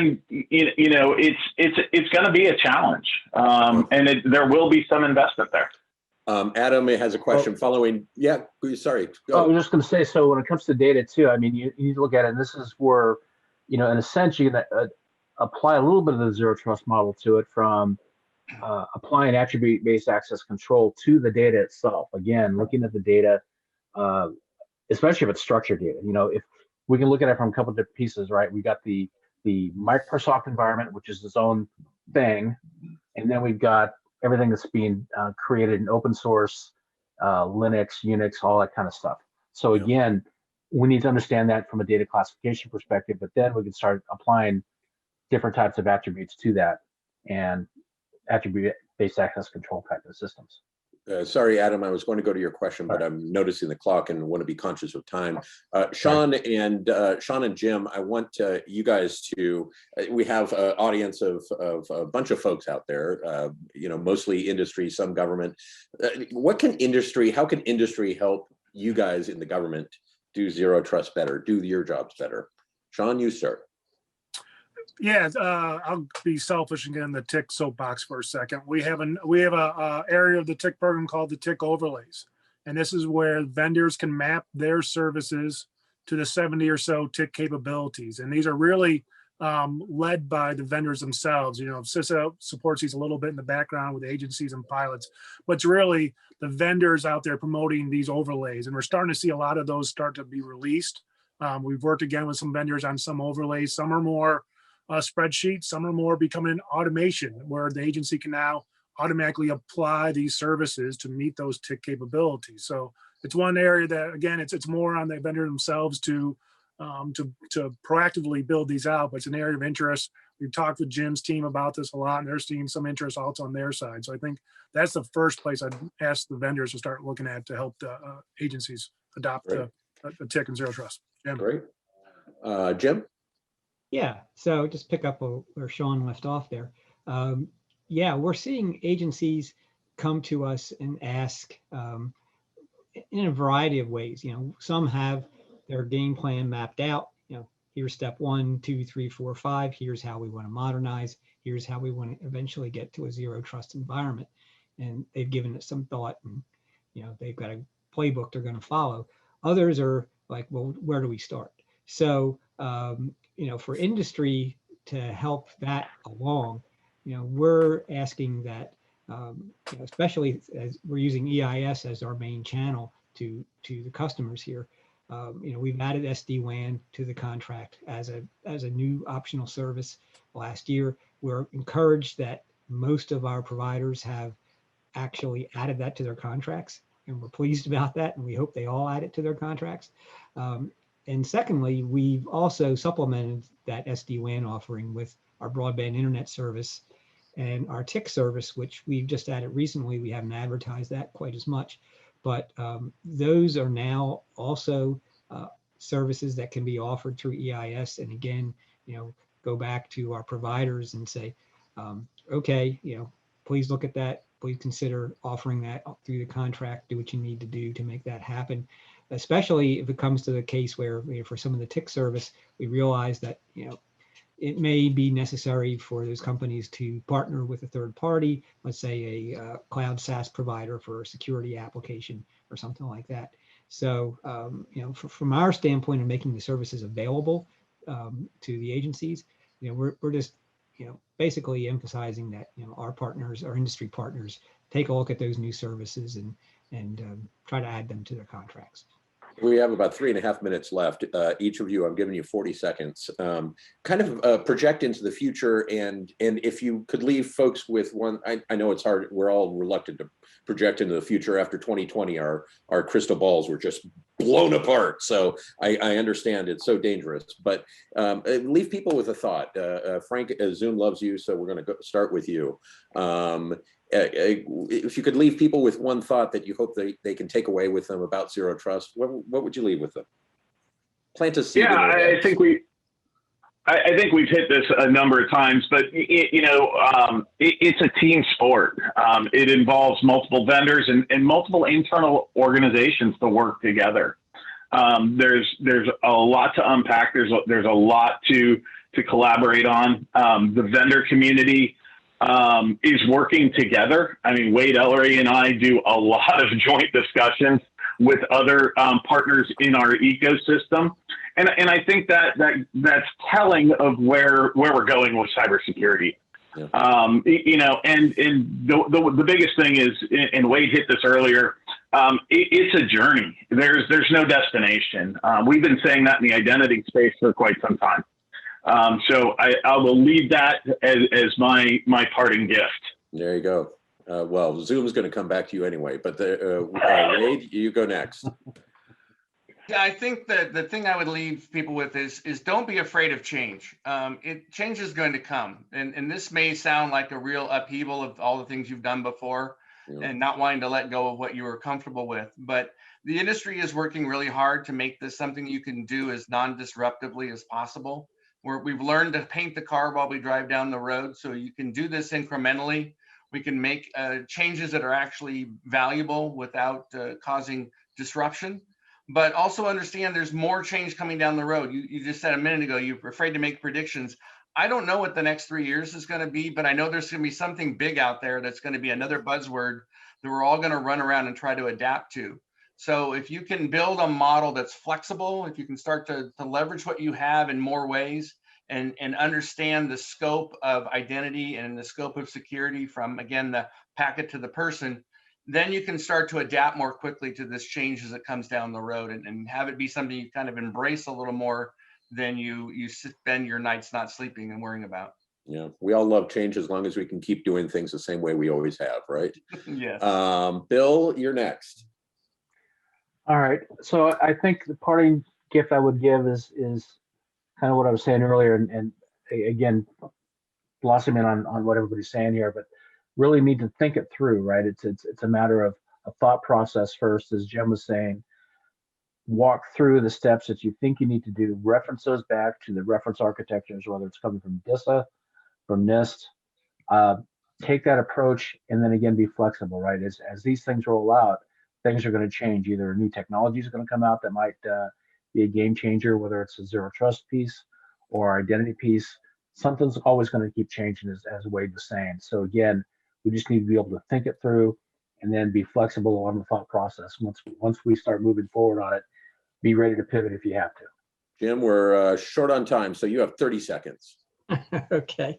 Well, I'll just reiterate that just, keep the thought that it's a continuous process, and it's also a continuous compliance model. So there's no inherited trust. You're always verifying. So, when I got turned away in the second inning from the Diamond Club because I only held a general admission ticket, I shouldn't be able to go back in the ninth inning and get in because it doesn't matter anymore.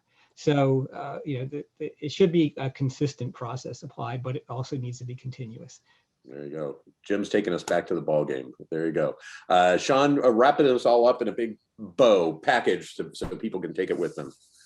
Sure. No, I'll just piggyback what Bill and Wade said about flexibility is king, and being able to have that ability to have different choices. With TIC 3, it's really not about one architecture anymore. It's about agencies meeting their solutions based on their risk-based approach and being able to apply security capabilities as necessary, as warranted along that path. It's a different model than TIC 2, and the flexibility is key to that. So there's the bow, Chris. Go ahead. There you go. Thank you very much. Sean, Frank, Wade, Bill, Jim, 5 people in not much time. You guys did a great job. Thank you very much. Lots of insights there. Really appreciate it. Thank you. So we've covered a lot. Sarbari, I'm going to hand it back over to you. Whole bunch of stuff. We had great questions all throughout the day. So a lot of really awesome discussion. I think can we say we accomplished something today? And yes, we can. Let's see. I don't think I can start my video, but yeah, thank you, Chris. And wow, the last 3 hours I've been listening to the whole, the presentation. It's just fascinating set of discussions and different ideas and thoughts. So I wanted to thank all of our panelists and presenters, for an excellent event this morning. So I just want to, there are many things that caught my attention, but I thought, just to kind of highlight some of the things at least that stood out for me. So I really enjoyed hearing about Ron's concept of securing from the inside out and how it touched upon many of the strategies that are used in a zero trust architecture. So that was kind of nice to tie it all together. Then in panel 1, again, so many great points made. What caught my attention first and foremost was, Matt's point about getting away from asymmetric cryptography, the kind of crypto that we've been depending on for the last almost 30 years now to secure our, online sort of set of systems, and to move towards a quantum cryptography model. So that will be quite a challenge, and in the next 5 years, Matt said, so that would be hard. And then, Phil and Darlene talked about some of the great new initiatives at GSA related to sort of the API systems, for verifying authoritative identity data, and the partnership with U.S. Postal Service that has really jump-started the identity as a service kind of a model, model that we are moving towards. And then Blake's point about the facial liveness test really being a deterrent for attackers. They don't want to get their face on camera and on record, as they're trying to do their misdeeds. So that was very, very interesting. Then really liked hearing about Reid and Joe's, description of the specific identity management initiatives that are going on in their departments and agencies, to address some of the challenges and the evolving requirements, I guess. And panel 2 was very energetic. So thank you again to all of the panelists. And yeah, I guess, let's see, so highlights for me again. So I love the question about how can you sell zero trust? Is it a concept, but how can you actually sell it? But to which Sean and Jim, replied that zero trust can be a business enabler, that there's a lot of efficiency benefits in using zero trust, and that might be a way to kind of mobilize folks and organizations towards this model. And then I love the discussions from Bill and Reid and Frank, talking about how dynamic authorization or dynamic access control is the way we are, is the direction we are moving in, attribute-based access control and such. And in that sort of model, availability and the provenance of the data that's used for these dynamic decisions is ever so important. And classifying the different types of data that can be used for these kinds of checks. So again, just a wonderful, wonderful discussions. Learned so much, from this event. So thank you again to everybody. I also wanted to thank the sponsors, I guess. I hope it's on this next slide, please. Yes. So is it ID.me or ID.me? I don't know, but I think either one goes. But thanks to ID.me, Radiant Logic, SailPoint, and ArchTIS for their generous sponsorship of our event and making it all happen. And again, I wanted to thank Chris and Jason for conducting just wonderful panels, and Chris for keeping us all amused, throughout the process with his jokes. So thank you for that. And I guess next slide, please.